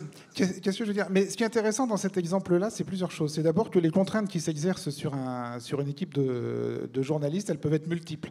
Alors, il peut y avoir la contrainte de devoir obéir à des exigences des gens qu'on va interviewer, ce que les gens vous disent, on veut apparaître comme ci, comme ça, etc. Donc, on n'accepte pas. Ça, c'est une première contrainte. Mais c'est souvent pas la principale. La principale, je suis désolé d'en revenir à des banalités, la principale dans le marché médiatique tel qu'il est, c'est quand même la contrainte de faire de l'audience.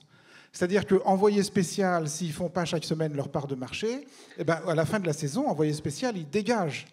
Donc, envoyé spécial, quand ils envoient une équipe tourner un sujet sur ce sujet ou sur d'autres, je veux dire, évidemment qu'ils ont ça en tête. Et évidemment qu'ils ont en tête, avant même que l'équipe parte enquêter, l'histoire qu'ils ont envie de raconter pour que le sujet soit le plus alléchant possible pour les téléspectateurs. Alors, j'avais pas vu ce sujet-là, donc je ne sais pas exactement quelle est l'histoire qu'ils avaient envie de raconter, mais sans doute, d'après ce que vous me dites, l'histoire qu'ils avaient envie de raconter, c'est les profs, ils sont trop largués par rapport aux théories du complot, ils sont trop complices, ils laissent exprimer des choses absolument scandaleuses dans leur classe sans rien dire. Ils avaient sans doute davantage envie de raconter cette histoire-là que de montrer le travail difficile des profs qui tentent d'argumenter. Je ne sais pas, j'en sais rien. C'est ce que je déduis de ce que... Voilà. Bon, bah, ça, c'est une scénarisation du réel. C'est tronquer le réel. Non, c'est du réel tronqué et c'est une scénarisation de ce qu'ils ont vu. Le commentaire, je connais vraiment bien la séquence puisque je l'ai moi-même. Merci, monsieur, à nouveau. Hein. C'est moi qui ai pris cet exemple tout à l'heure en imaginant que c'était peut-être pas la bonne chose à faire en classe et c'est pas à nous de le dire, mais je l'ai quand même dit. Le commentaire n'accuse pas la prof de ne pas intervenir, mais le montage est cruel. C'est pour ça que j'ai dit le mot cruel, comme le dit Daniel, c'est que le montage fait un florilège, un best-of, appelez-le comme vous le voulez, de propos tenus dans une classe où une professeure est filmée en plan de coupe, bouche bée, et donne l'impression qu'effectivement, ce que moi je vous ai dit donc il y a 10 minutes, que les professeurs n'étaient absolument pas intervenus. Et donc c'est pas du bidonnage, c'est du mauvais montage. Enfin, ça ne reflète absolument pas la réalité de cette séquence tournée pendant 2 heures. C'est grave. Simplement, monsieur, j'ai un si le même type de mésaventure arrive encore à des enseignants, arrêtsurimage.net. Hein. Alors, il y avait quelqu'un qui voulait poser une question, premier rang. Je voulais savoir, Nathalie Barbery, Clémy Dijon, coordonnatrice au Clémy de l'Académie de Dijon, est-ce qu'il y a une enquête sérieuse sociologique qui mesurerait justement l'impact des théories du complot chez nos élèves? Moi, je sillonne mon académie depuis un certain temps. Les théories du complot, on est très sollicité en tant qu'enseignant et coordonnateur Clémy pour essayer de faire quelque chose. Et moi, quand j'arrive devant les élèves, certains, et notamment au lycée, ils rigolent. Ils disent, tiens, la vieille, là, elle vient de nous raconter quoi? Parce que eux, les théories du complot, globalement, ils n'y croient plus. Moi, je pense qu'il y a un phénomène d'âge. C'est déjà plutôt collège. Et puis, pas tous les collèges. Hein. On s'aperçoit que selon les zones un petit peu où on va se trouver. Certains sont pas du tout, sont très critiques, ont un regard très critique. S'ils savent que ça existe, ils reçoivent ça sur leur smartphone, etc. Mais ils en rigolent. Certains sont peut-être un peu plus influencés, mais justement, est-ce qu'il y a une étude, parce que est-ce qu'on se fait pas un peu peur aussi, est-ce qu'il y a une étude sociologique sérieuse qui mesure ça? Alors, pour le citer pour la 3e fois, je vous invite vraiment à aller consulter tous les travaux du chercheur Gérald Bronner, qui a fait des études très poussées sur la question, et dans lesquelles vous lirez que certes, ça concerne un public jeune, mais pas seulement, ça concerne aussi un public instruit, cultivé, et il faut arrêter de croire qu'il n'y a que des adolescents qui grandissent dans les banlieues ou dans des quartiers socio-économiques défavorisés qui adhèrent à ces théories. Pas du tout. Vraiment, ça essaime dans différentes couches de la population. Il y a un sondage qui a été publié par Le Monde récemment qui s'est intéressé aux classes politiques que ça touchait plus particulièrement. Et ce sont les extrêmes, à savoir l'extrême droite et l'extrême gauche, qui se rejoignent sur l'adhésion à ce type de théorie. Mais vraiment, allez lire les travaux que mène ce chercheur et vous verrez que c'est extrêmement instructif. Et notamment La démocratie des crédules, qui est un excellent ouvrage. Alors, il y avait une question au premier rang. Rebonjour à toutes et à tous. Tahiti Bob pour le Lyon Mondi Blog, journal citoyen des quartiers de l'agglomération lyonnaise. Tout à l'heure, on parlait de tranche d'âge, Agathe. Vous vous rappelez, cette tranche d'âge pour les pré-ados, c'est entre 11 et 17 ans à peu près. Excuse-moi, pour les tranches de... Quand je disais les jeunes, ouais. Oui, je crois qu'on est là-dessus, 12-17, ouais. Ouais, 12-17. Ouais, vas-y. Juste pour dire un truc. Déjà, à 11 ans, on arrête de croire au Père Noël, à peu près, on va dire. Hein. J'allais y venir. Ouais, justement, c'est là-dessus que je veux un peu parler avec toi. Ou vous, comme tu veux. Vous tous. Donc, à partir d'un certain âge, on commence à évoluer. On apprend des choses et on devient de moins en moins crédule. Tout à l'heure, j'étais intervenu pour parler du rôle que jouaient les parents ou les adultes envers ces jeunes-là. Et j'ai trouvé ça hyper violent quand tu as dit, par exemple, qu'à ces adhérents à la théorie du complot, que tu étais prête à leur mettre la tête dans le sang de ce policier qui est mort. Déjà, entre 11 et 17 ans, je ne pense pas que tu aies le droit de le faire. C'est une certitude. Non, mais j'ai tout de suite dit que c'était pas la bonne méthode. Vous pouvez dire ce que vous voulez, c'est pas très grave. C'est juste, je fais un petit rappel. Les enfants, hein, quand même. Et j'ai pas l'impression qu'on veut parler à des adultes, mais plus à des jeunes. On est bien d'accord. Les adultes qui croient... On parle à des jeunes consciences qui sont en train de trouver les clés pour comprendre le monde dans lequel ils grandissent. Et on essaie de leur donner des repères, non? Mais si c'est des jeunes conscients, alors ils n'ont pas tout le temps besoin de notre aide. Je suis en train de dire par là qu'en gros, on a des jeunes qui ont besoin certainement d'avoir des rappels pour qu'on leur explique un peu plus comment fonctionnent les informations. Mais en gros, on est en train de mettre d'un côté des personnes qui sont peut-être dans des échecs, dans l'échec scolaire. Peut-être que ces personnes-là n'ont pas de référents autour d'eux. Non, mais je vois très bien où tu veux en venir. Donc que ce soit bien clair. La question de la tête dans le sang, c'est absolument pas la bonne méthode. Il faut pas le faire. Ça s'appelle une réaction émotive. Sur le moment, ça s'appelle la colère. On est bien clair. On ne travaille pas du tout comme ça avec les enfants. Je crois que ce qui se passe là, c'était quand même le départ de ce débat-là. Est-ce que c'est bien qu'on en parle? Oui, c'est bien qu'on en parle. C'est bien qu'on dise que les théories du complot existent. Et il y a une méthode, je crois, pour bosser avec cette tranche d'âge-là. On va dire, allez, 12-16 ans. 12-17, d'abord partir sur des vraies vidéos complotistes et analyser avec eux les ressorts de ces vidéos-là. Quelles sont les techniques utilisées? Une voix off, d'où viennent les sources, quelle est la musique, qu'est-ce que ça montre? C'est souvent des détails, ça n'explique jamais rien, ça pose des questions avec ce fameux soi-disant. Voilà, apprendre à faire ça. Et d'ailleurs, j'ai une amie en collège qui fait ça. Elle travaille sur des vidéos de complotistes existantes. Elle montre le travail de nos chers confrères là qui les démontent. Et après, elle leur dit, bon ben voilà, à vous de créer une vidéo complotiste en fonction de votre univers, de votre environnement direct. Et à vous de nous faire une théorie complotiste. Voilà, donc je pense qu'il y a quand même un outillage intellectuel qui existe. C'est bien que ça sorte, parce que je crois que jusqu'à présent, il n'y avait pas grand monde qui s'intéressait à ça. Nous, à Charlie, on en parlait il y a 10 ans. On n'était pas beaucoup, je trouve, à mettre le doigt là-dessus. Mais tu as parlé du Père Noël, et je trouve que c'est une très bonne idée. Parce que typiquement, donc là on dit à ces jeunes générations, aiguisez votre esprit critique, attention, les conspirationnistes, vous mettre le holà sur vos capacités intellectuelles. Donc oui, il y a un premier complot, effectivement, qui existe et qui est ourdi par les adultes, ça s'appelle l'existence du Père Noël. C'est terrible. Enfin, moi, j'étais très, très en colère pendant très, très longtemps contre les miens et contre la société, parce que malheureusement, le Père Noël n'existait pas. Puis apparemment, tout le monde était d'accord autour de ça. Et puis, les années passent. Et puis, il y a un complot. Alors là, je ne sais pas comment vous l'appelez. Ça s'appelle l'existence de Dieu. Ah bah oui. Mais alors, si vous voulez, le complotisme est une arme de la radicalisation. Et jusqu'à preuve du contraire, l'existence de Dieu n'est pas prouvée. On nous dit, les enfants, aiguisez votre esprit critique. Selon le fameux rasoir d'Occam, prenez la théorie la plus simple. S'il y a plusieurs théories, autant prendre la plus simple pour expliquer la même chose. La plus simple, jusqu'à preuve du contraire, c'est la théorie de Darwin.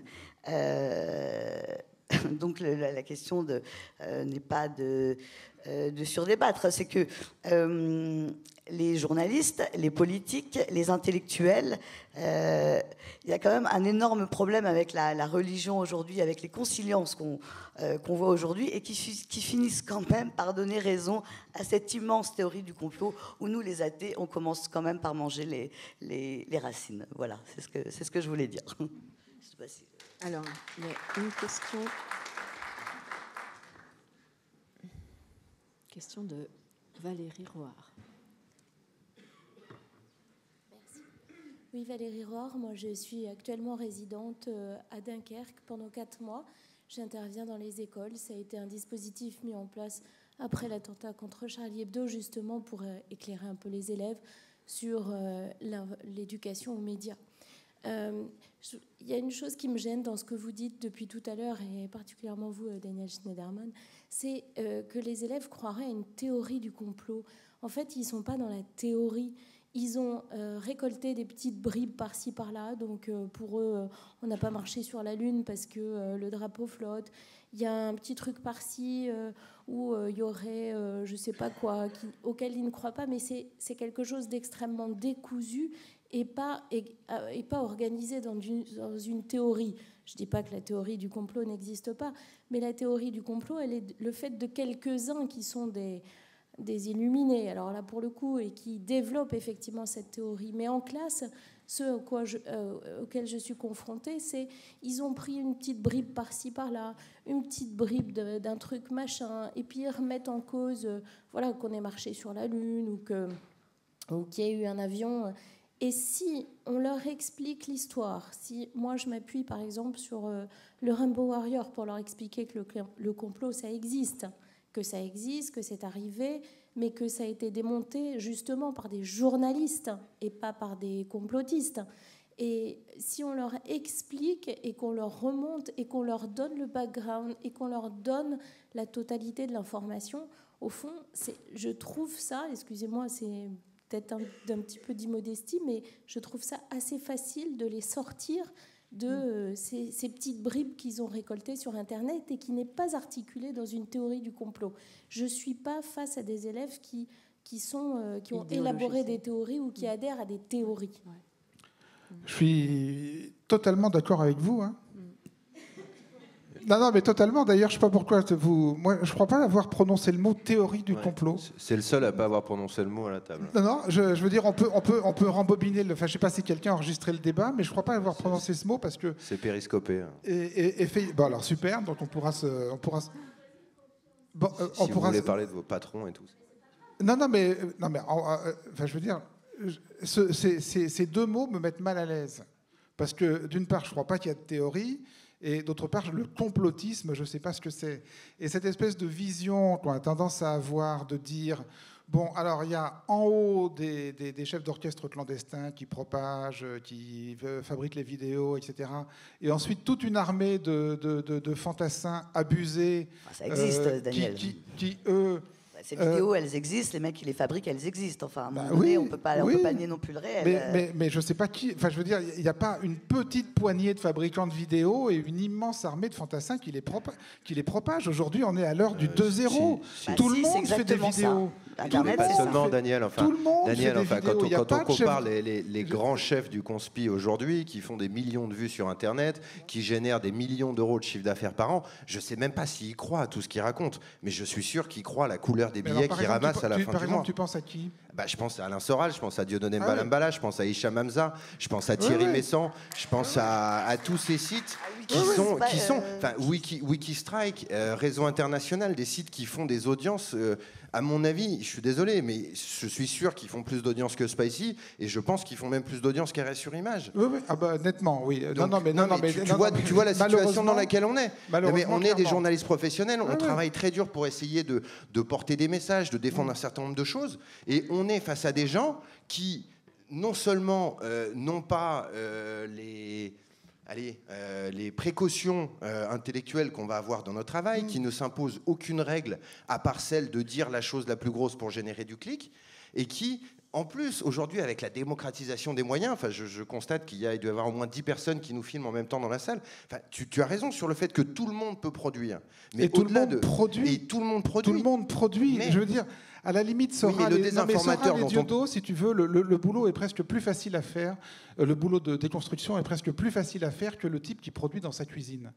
Le type qui produit dans sa cuisine, et je veux dire, le type qui se met devant sa télé, qui se filme regardant sa télé, et sa vidéo, c'est ah ouais, alors la télé nous raconte ça, c'est quand même super louche, voilà, c'est super louche, hop, il boit une gorgée de bière, il mange un bout de pizza et tout. Ça, voilà, c'est lui le plus compliqué, si tu veux, à traiter. C'est lui le plus compliqué à traiter parce que c'est pas l'auteur estampillé comme effectivement. Non, mais tu as raison, bien sûr, Soral, Dieudonné, etc. Mais bien sûr. Même si pour Soral, l'aspect entre guillemets très dérangeant chez Monsieur Soral, c'est plutôt les aspects qui tombent sous le coup de la loi Guesso.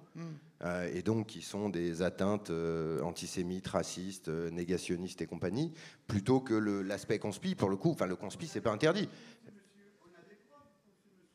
Oui, mais je veux dire, tout le monde a le droit d'être conspi, c'est pas interdit par la loi. Alors que prononcer des paroles antisémites, racistes, xénophobes, homophobes ou misogynes, ça tombe sous le coup de la loi. Donc on est effectivement dans une différence et une différenciation du propos qu'on faisait d'ailleurs avant de démarrer. Mais il y a différents aspects. Aujourd'hui, le Web 2.0 crée des nouveaux acteurs du conspirationnisme.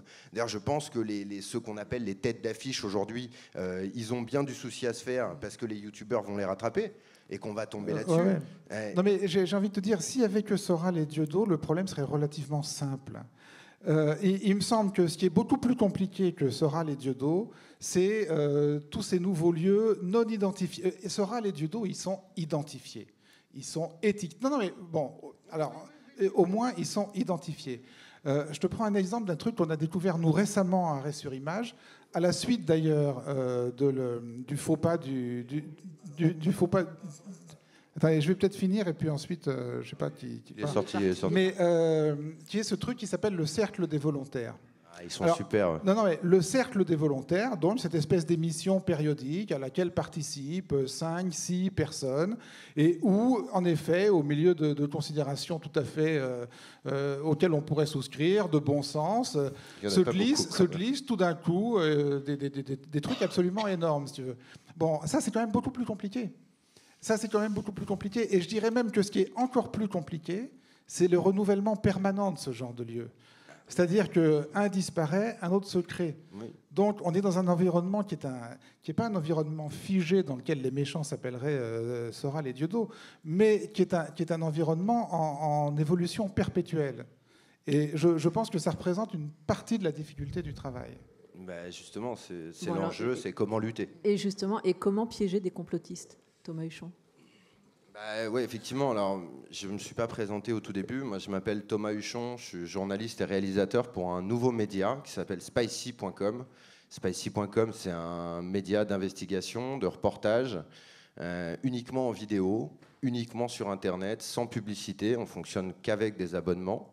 Et on n'est lié à aucun grand groupe de presse ou industriel. Donc, je pense qu'on rentre presque dans la catégorie des gens sympas, Daniel. me semble que vous avez quand même quelques actionnaires. Ah bah, on a des actionnaires qui ont décidé en leur nom personnel d'investir. Oui. Ce ne sont pas les... Et qui s'appellent En l'occurrence, il y a Xavier Niel qui a mis 100 000 euros à titre personnel et Marc Simoncini qui a mis à peu près la même somme. Voilà. Non, mais bon, l'argent n'est pas le grand diable, Daniel. La question n'est pas là, c'est la question de la déontologie. Non, mais il a raison. Non, mais attends, il a raison de préciser ça. On est totalement transparent là-dessus. Après, on discutera de combien la CIA, les Illuminati et le Mossad me donnent, parce qu'effectivement, c'est souvent la deuxième question. Même si chez toi, je sais que cette question ne viendra pas tout de suite, parce que toi-même, tu touches beaucoup d'argent de la CIA et du Mossad. Donc, du coup, voilà. Et donc, du KGB. Hein. Ouais, c'est ça. Surtout du KGB. Donc voilà, donc Spicy, c'est un média de grand reportage et c'est un média qui est uniquement sur Internet. Et donc, comme on était uniquement sur Internet, eh bien, on a décidé de s'intéresser à nos voisins de palier. Et ben, nos voisins de palier, c'était des sites conspirationnistes. Et donc, on a voulu comprendre comment fonctionnait ce qu'on appelle, enfin ce que Tristan Mendès France a appelé à l'époque la complosphère et qui est devenu un terme générique aujourd'hui, qui définit donc un espèce d'amalgame un peu bizarre de sites internet, de réseaux sociaux, de gens qui sont politisés ou pas et qui vont avoir en commun la croyance qu'un petit groupe de gens, parfois pas le même groupe, mais qu'un petit groupe de gens dirige tout en sous-main et s'arroge la part du lion et grosso modo que le monde fonctionnerait comme ça. Et donc pour essayer de comprendre comment fonctionnait cette complosphère, eh ben, on a décidé de rentrer dedans. On a décidé de s'y infiltrer et de tester la capacité de ces réinformateurs du web à vérifier une information. J'ai pas envie de vous en dire plus, je crois qu'on a un extrait à vous montrer. Et après, si vous avez des questions, j'y répondrai avec plaisir.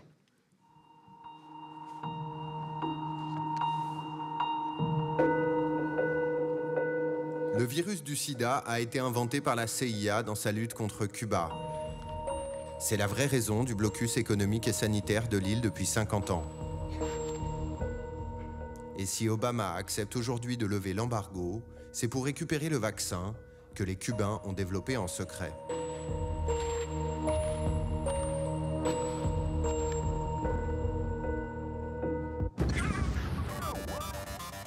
Ce film, qui a été vu des milliers de fois sur Internet, c'est un mensonge. Une théorie du complot comme il en existe des milliers sur le web, sauf que celle-là, c'est nous qui l'avons inventée de toutes pièces. Nous allons vous dire comment, et surtout, nous allons vous dire pourquoi nous avons fait tout ça. Théorie du complot. Récit explicatif concurrent de la version communément acceptée des faits. Thèse qui va placer en son cœur l'idée d'un complot sans jamais le prouver.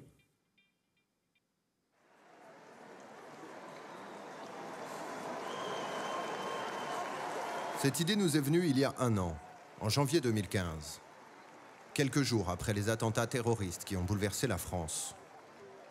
Pendant que des millions de personnes marchent ensemble, un phénomène se développe.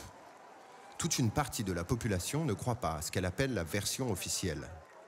Vous ne vous en êtes peut-être pas rendu compte, mais moins de 2 heures après les attentats, plusieurs théories dénonçant un complot apparaissent.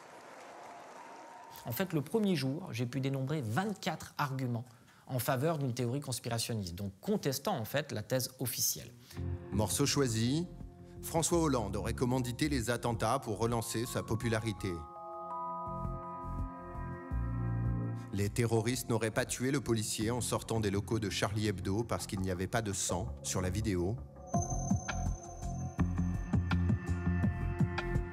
Ou encore, ces terroristes seraient en fait des agents secrets israéliens en mission. À chaque événement marquant, la même mécanique se met en place. Et le 13 novembre, après les attentats à Paris, pas d'exception. Quelques minutes à peine après l'horreur, les premiers tweets annoncent les premiers articles. Tous vont dans le même sens. Il s'agit d'un complot. Rien de bien nouveau, enfin si. L'ampleur du phénomène tout d'abord. Grâce aux réseaux sociaux, les théories conspirationnistes se propagent à une vitesse incroyable. Il y a une caisse de résonance formidable de toutes ces choses-là qu'est Internet, qui n'existait pas avant. Ensuite, pour mieux tromper le public, les complotistes usurpent les codes de la presse traditionnelle. Un titre accrocheur, Un édito vidéo ou des reportages, tout a l'air vrai. Enfin, leurs cibles ont changé. Les jeunes sont leurs premières victimes. Ils s'informent sur Internet. Devant leur ordinateur, ils construisent leur vision du monde. Et il manque parfois d'éléments pour faire le tri dans les articles qu'ils y trouvent. Et sur le web, il n'y a pas de filtre. Il y a une année, en fait, où j'avais décidé, pour m'amuser un petit peu, de mettre parmi tous les textes d'anglais dans chaque thème, je voulais mettre un faux texte, en fait. Un texte tiré de la version américaine du Gorafi, en fait. C'était des articles qui étaient structurés exactement comme de vrais articles, sauf que tout était faux. Et en fait, j'avais dit aux élèves, à chaque fois, il y aura un faux texte. À chaque thème, il y en aura un faux, maintenant vous le trouvez. Et en fait, il n'y a jamais aucun élève qui a trouvé les faux textes. Alors on sait, grâce à cet nombre d'enquêtes d'opinion, que les jeunes sont a priori plus poreux, plus perméables à ce type de discours. Je pense que le complotisme, en tout cas parmi mes élèves, est un phénomène en augmentation. Voilà pourquoi nous nous sommes attaqués aux complotistes. Nous avons décidé de taper là où ça fait mal, en les prenant à leur propre piège. Et d'en tirer pour nous une vertu pédagogique et citoyenne. Nous avons donc nous-mêmes inventé un complot. Ce complot, nous en avons fait un film. Et ce film, nous l'avons mis sur Internet. Ensuite, nous l'avons diffusé grâce aux réseaux sociaux. Et durant toute cette période, nous avons mesuré en temps réel la propagation de ce message sur la toile. Cette méthode nous a permis de mieux comprendre la complosphère et aussi de montrer que certains avalent et relaient n'importe quelle information pourvu qu'elle aille dans leur sens. En suivant à la trace notre faux complot, nous avons pu établir une cartographie des conspirationnistes et donc mieux analyser leur mode d'action. Notre but, permettre au public de décrypter et donc de se prémunir contre les théories du complot. Pour mener à bien cette enquête, nous nous sommes entourés des plus grands spécialistes de la question. Rudi Reichstadt, fondateur de l'Observatoire du conspirationnisme en 2007, devenu la référence francophone de la question. Oui, je crois que personne n'est immunisé a priori contre la théorie du complot. Maintenant, mieux on sait comment ça fonctionne et plus on est capable de l'éviter. Nous avons soumis notre travail à Gérald Bronner, sociologue, pour qui l'information est un marché dans lequel les complotistes ne cessent de gagner des parts. Les croyants, les conspirationnistes en l'occurrence, parce qu'ils sont plus motivés que la plupart de nos concitoyens à faire valoir leurs croyances, ont réussi paradoxalement à avoir un impact sur l'achalandage de ces rayons du marché de l'information, et ça a un impact très fort sur les indécis. Et à Sophie Mazet, professeure au lycée, qui a conçu un manuel d'autodéfense intellectuelle quand elle a compris que ses élèves croyaient vraiment n'importe quoi. Je me disais qu'il fallait qu'ils apprennent à développer leur esprit critique, à examiner précisément les arguments.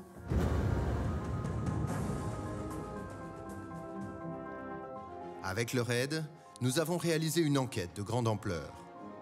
Et nous avons lancé la traque aux conspis sur la toile.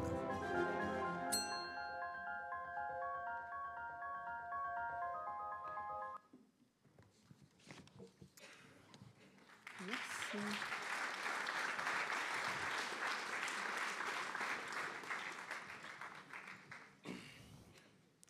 Alors, je vois qu'il y a une question tout de suite.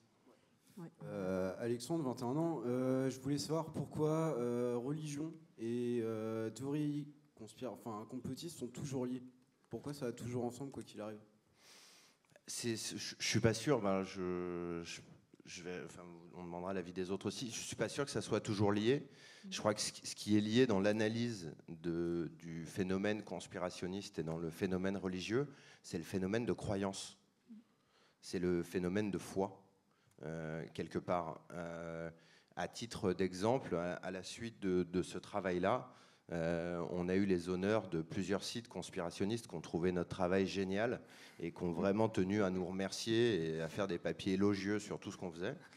Et dans un de ces papiers, ils mettaient une photo de moi en une du site et ils écrivaient leur article en dessous, puis ils prenaient un extrait du film et ils disaient, voilà, Thomas Huchon parle d'Alain Soral. Oups, j'ai dit de qui on parlait.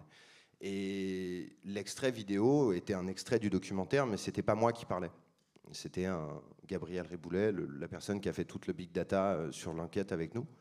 Et en fait, dans les commentaires en dessous du papier, contrairement à toutes mes expériences, moi, du web, hein, où quand on écrit une bêtise ou qu'on se trompe dans un papier, les lecteurs nous avertissent de cette bêtise et on peut faire progresser le papier vers le mieux. Hein. C'était l'idée de Rue 89 à la base, l'info à 3 voix, hein, journaliste, expert, citoyen, et ensemble, on va pouvoir... il faut plus qu'un bon journaliste pour faire un bon papier, je crois que c'était ça la baseline. Et donc, dans ce papier, où ils font une erreur manifeste, c'est-à-dire qu'ils créditent le nom d'une mauvaise personne en dessous d'un visuel, eh bien, les lecteurs de ce site n'ont pas du tout signalé à l'auteur de l'article qu'il s'était trompé. Ils ont été écrire dans les commentaires, et tu pourras vérifier en allant sur le site en question, eh bien, les gens posaient la question de « Putain, il a vachement changé ce Thomas Huchon, il a fatalement fait de la chirurgie esthétique, c'est pas possible, il n'a pas le même nez. » Eh bien, écoute, moi, de mon expérience, dans les journaux professionnels que j'ai fréquentés, même s'ils avaient parfois beaucoup de défauts, et ça c'est sûr, et si je pensais que ce qu'on appelle les médias était parfait, je ne participerais pas à Spicy, qui est une nouvelle aventure de créer une nouvelle manière de faire notre métier. Mais il y a quand même un phénomène qui se rapproche de la croyance. C'est-à-dire que quand on n'est plus capable de remettre en cause une erreur manifeste, standard, dans un article qu'on lit, c'est qu'on n'est pas dans une adhésion à une idéologie ou à quelque chose, on est dans une croyance, dans un phénomène de foi. Et donc, probablement que si on, dans l'analyse des phénomènes, on compare les mécaniques qui ont lieu, par exemple, dans certaines sectes, avec certaines parties de la complosphère ou de groupes conspirationnistes, eh ben, je crois que l'explication est là. Et effectivement, on a un peu l'impression, dans certains cas, d'être face à des adeptes de sectes qui vénèrent un gourou qui ne ferait que dire la vérité en permanence. Mais tout ça, c'est pas possible. Et effectivement, quatrième fois, Gérald Bronner, qui avait beaucoup travaillé sur les phénomènes sectaires auparavant, aujourd'hui s'intéresse au conspirationnisme parce qu'il trouve une similitude dans les mécanismes. Et un dernier détail, donc moi, avec Lionel Perrotin, le fameux avatar qu'on a créé pour s'infiltrer dans la complosphère, on pensait trouver face à nous une grande méfiance.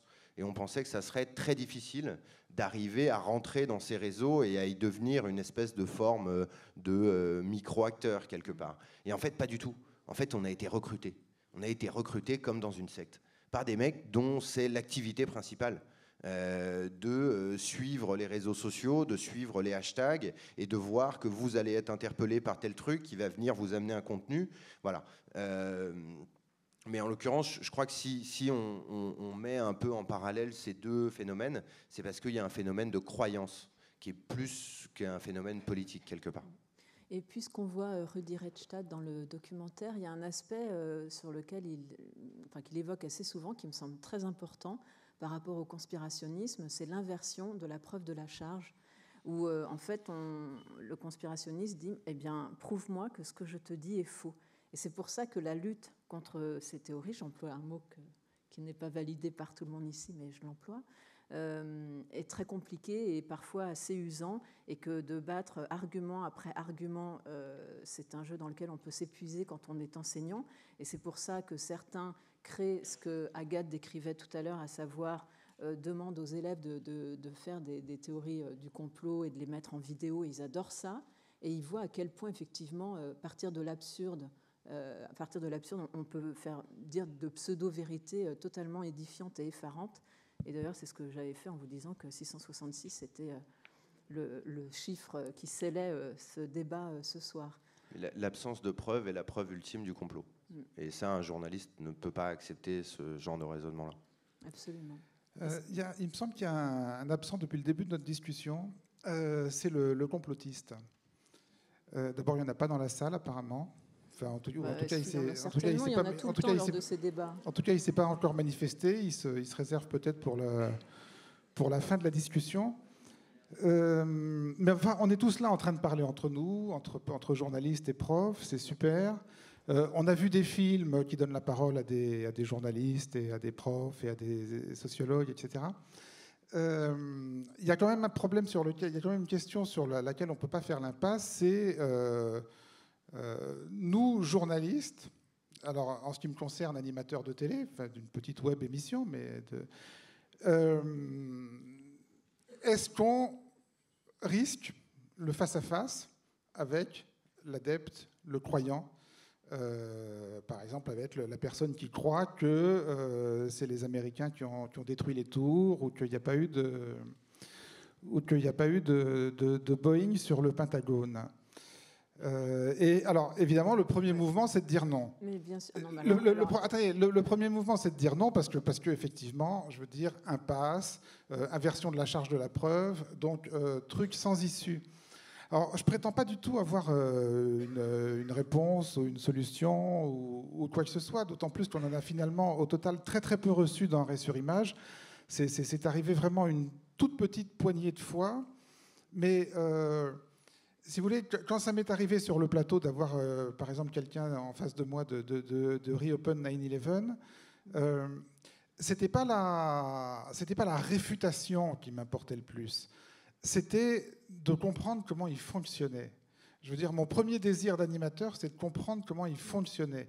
Comment on peut croire que non, c'est pas Ben Laden qui a envoyé les avions sur les tours. Comment on peut croire un truc pareil?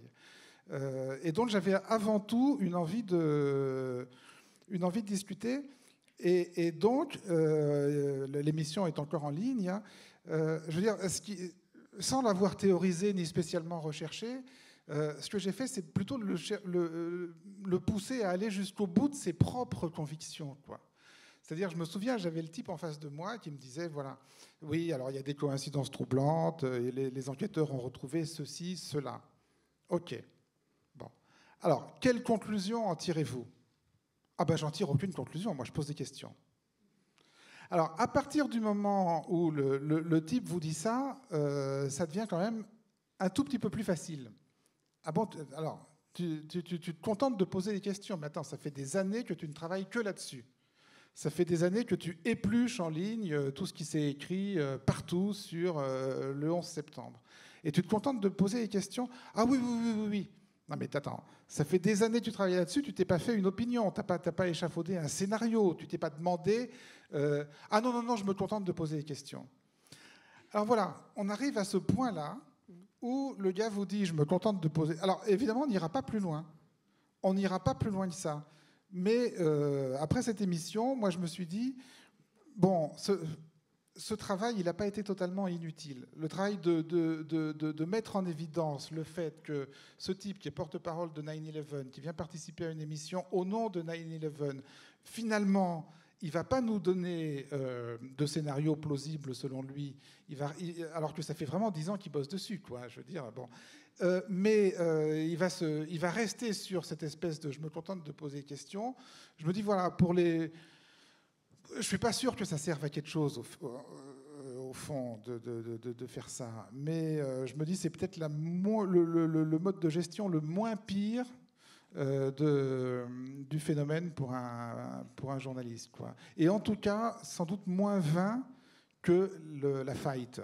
Le frontal, la réfutation, mais avance tes preuves, mais toi avance les tiennes, etc. Ce qui, au total, donne un résultat aussi vain, mais peut-être même plus vain, je pense. Je sais pas. Voilà. Mais je partage là des questionnements avec vous. Simplement une anecdote. Quand on discute, j'ai discuté avec une étudiante, notamment en histoire, qui est absolument convaincue par ces théories. Donc, elle est en fac d'histoire à l'université de Rennes. Et c'était extrêmement intéressant d'avoir cet échange avec elle, tenter de comprendre pourquoi elle adhérait à ces thèses. Et elle était assez touchante dans son discours. Elle est de confession musulmane. Et elle explique que les attentats, pour elle, c'est une lecture tellement effroyable de la réalité que... Enfin, ça, c'est au bout d'un long entretien. Je vous fais une synthèse rapide. C'est que finalement, les théories du complot... Alors, elle pense que ce sont les Américains et l'État d'Israël qui ont commandité les attentats en France, eh bien, la rassure. Ça lui offre une grille de lecture du monde qui est très rassurante parce que ça éloigne la religion qu'elle vit intensément des causes de ces attentats. Et c'est vrai que quand on entend ce type de paroles, j'espère qu'en tant que journaliste, on n'est pas dans le jugement, on est plutôt dans la tentative de compréhension. Ça offre une façon d'appréhender les théories vraiment d'une autre manière et ça les humanise beaucoup et on se dit qu'effectivement il y a un gros travail de pédagogie à faire une fois encore dans les classes et de la part des médias pour tenter de donner à ces jeunes des clés du monde dans lequel ils grandissent et qu'ils ne comprennent pas. Vraiment, moi, c'est ce que je retiens des expériences et des interviews que je fais avec ces jeunes ou ces étudiants. Thomas ? J'ai eu l'occasion depuis la sortie du documentaire au mois de décembre d'aller dans plusieurs établissements scolaires et on va continuer à le faire tout au long de l'année 2016. On répond bien souvent à des sollicitations d'enseignants qui passent par les réseaux sociaux ou par un email, voilà.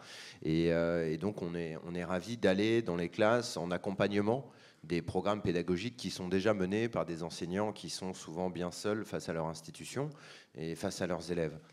Ce qu'on fait quand on va dans les classes, c'est qu'on leur fait l'expérience Conspihunter, c'est une espèce d'ascenseur émotionnel, c'est-à-dire qu'on leur montre le film sur Cuba qu'on a inventé sans leur dire de quoi il s'agit. Et encore une fois, le lieu d'où part le message, comme tu le disais tout à l'heure, est très important. Donc ils sont dans une salle de classe avec leurs enseignants et avec des journalistes qui sont venus leur montrer un film. Donc ils sont plutôt enclins à croire ce qu'on raconte. On leur montre ce film qui raconte que la CIA, tout ça, machin, qui est quand même un délire en 7 minutes 30. Enfin, vous ne pourrez pas le voir. Enfin, si, vous pourrez le voir sur Spicy, mais il faut être abonné. On ne peut pas laisser ce truc comme ça sur Internet que n'importe qui l'utilise. Et du coup, on leur montre ce truc-là. En général, 50-60% de la classe y croient dur comme fer et nous expliquent. Plus qu'ils y croient, qu'ils ont déjà vu cette histoire, qu'ils ont déjà lu un papier qui disait que le sida avait été inventé, que c'était tout ça. Ils avaient un doute sur le fait que c'était en Afrique ou à Cuba, mais quand même. Et donc que ce film est vrai. Et donc là, c'est l'enseignant qui mène une discussion qui est courte, qui dure 5-10 minutes. Et là, dans la foulée, on leur projette le documentaire de 45 minutes dans lequel ils découvrent que tout ça est une immense supercherie. Et surtout, ils découvrent les coulisses à la fois de notre investigation, mais aussi les coulisses de la fabrication de l'information. C'est-à-dire qu'on a décidé pour ce travail-là, et peut-être aussi pour éviter une part de critique. C'est un sujet qui est compliqué, les théories du complot. Et quand vous décidez de vous attaquer à ces choses-là, il faut être prêt à assumer l'injure et l'opprobre sur le web en permanence. Moi, je reçois une vingtaine, une trentaine de messages d'injures, pas encore de menaces, mais voilà, espèce de sale youpin, t'es tellement juif que t'as des kippas cachés dans tes cheveux, espèce de nazi collabo du système. Enfin, on y passe, enfin voilà. Mais quand on va dans les classes et qu'on se confronte au regard de ces jeunes, déjà, effectivement, on ne les juge pas. Il n'y a absolument aucune raison de les juger. Ils ont 16, 17, 18 ans, parfois 15 ans. Ils sont dans une espèce d'explication du monde qui les entoure, qui n'est pas simple, et un monde qui devient... qui n'est pas rassurant, quoi. Ils ne sont pas vraiment rassurés sur l'avenir qu'ils vont pouvoir avoir et sur ce qu'ils vont pouvoir faire de leur vie. Donc on comprend leurs questions, on comprend leur interrogation. Et moi, ce que je leur dis toujours, c'est ça, c'est continuez à vous poser des questions, continuez à douter. Par contre, faites attention à qui vous donne la réponse. Et ne mesurez pas la qualité d'une réponse par rapport à l'image que vous faites de celui qui la donne. Essayez de mesurer la qualité du travail qu'il y a derrière cette réponse. Produire de la connaissance, produire du savoir, produire de l'information, ça pose des exigences. Ça pose des exigences non seulement en termes de méthode et sur la qualité, entre guillemets, du travail qu'on va fournir quand on est historien, sociologue, journaliste, politiste, enfin voilà. Mais il y a un autre élément qui est très important, c'est la transparence que le scientifique va mettre au service de son travail et sur la manière dont il a pu acquérir des connaissances.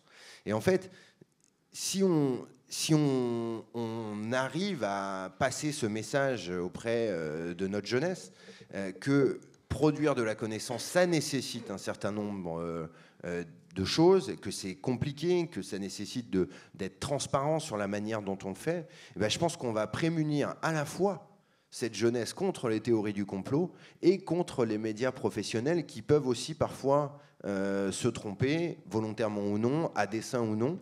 Mais finalement, je crois que la seule manière d'arriver à lutter contre les théories du complot, qui sont quand même un facteur de radicalisation politique important. Hein. On ne peut pas décorréler la hausse du phénomène conspirationniste sur Internet de la montée des populismes en Europe.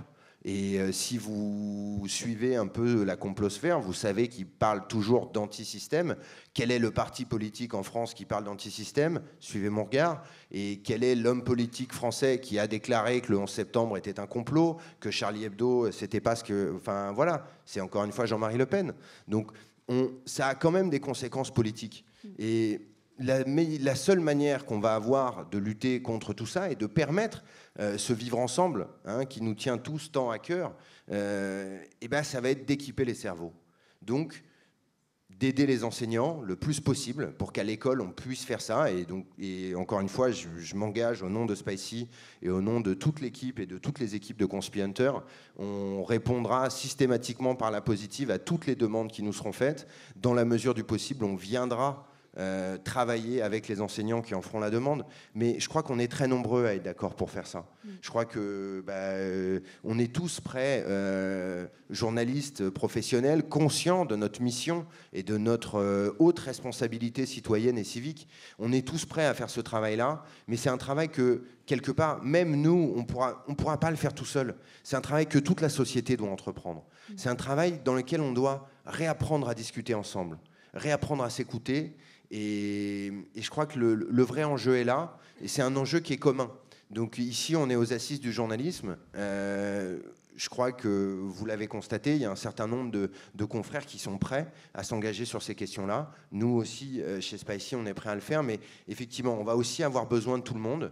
Et on va aussi avoir besoin pour gagner cette fameuse bataille des algorithmes, hein, dont on parlait, à ce que...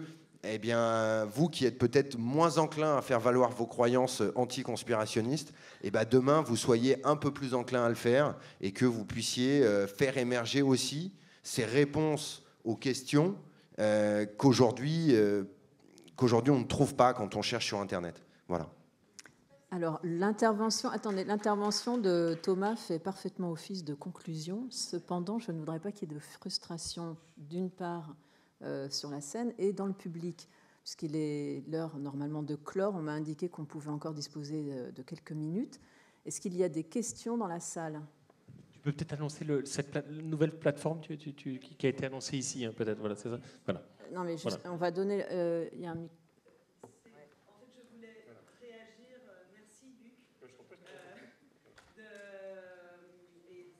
Mediaeducation.fr. Merci beaucoup, parce que ce n'était pas une question que je voulais poser, mais effectivement rebondir sur l'intervention de Thomas Huchon pour annoncer à toute l'assistance l'existence d'une plateforme qui s'appelle Mediaeducation.fr, qui a vu le jour très récemment avec le soutien du ministère de la Culture notamment, et dont l'un des objets est de mettre en relation les journalistes volontaires pour apporter leur pierre à l'éducation aux médias et les professeurs, enseignants, éducateurs qui voudraient profiter de l'aide des professionnels de l'information dans cette tâche qui concerne toute la société, comme Thomas Huchon venait de le dire. Voilà. Merci.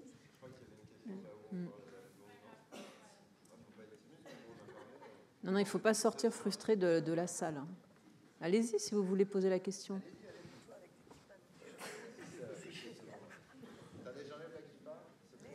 Non, mais je pense que c'est un point de détail, mais vous disiez qu'il faut qu'on fasse émerger plus de réponses vis-à-vis de ces théories, mais j'ai l'impression qu'on se retrouve assez facilement embarqué dans des vidéos qui confirment ce qu'on recherche, et qu'en fait, c'est pas nous, en allant faisons remonter des vidéos qui disent non, mais attendez, c'est n'importe quoi, ça changera pas tellement dans le cheminement des personnes qui vont d'une vidéo à une autre.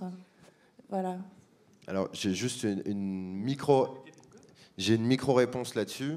La guerre des algorithmes, elle va être très très difficile à mener. En l'occurrence, nous, on a mené une petite expérience. On adore les expériences chez Spicy. On a, depuis qu'on a sorti ce documentaire, créé un hashtag Conspi Hunter. Vous savez, quand vous écrivez hashtag et les premières lettres, Twitter vous suggère automatiquement les hashtags les plus utilisés. Et à force de passage dans les médias professionnels, à force de relais, à force d'arriver à faire un tout petit peu médiatiser notre travail, on a systématiquement dit utiliser le hashtag ConspiHunter. Eh bien aujourd'hui, quand vous allez sur Twitter et que vous faites hashtag CONSPI, Twitter vous propose plus Conspiracy Theories, donc des théories du complot, il vous propose ConspiHunter, des contenus anti-conspi. Donc cette guerre, on peut la gagner. Bravo. Voilà, ça va être très long, mais on peut la gagner. Et on compte sur vous tous pour faire émerger tous les contenus qui auront un petit peu cette vocation-là. Et sans le public, ça ne sera pas possible de le faire. Voilà. Alors, un mot, Luc, pour clore. Un mot. Non ? Non, mais... Non ? Il n'y a plus de questions. C'est une question, et ce sera la dernière de la soirée. Alors, ici, troisième rang.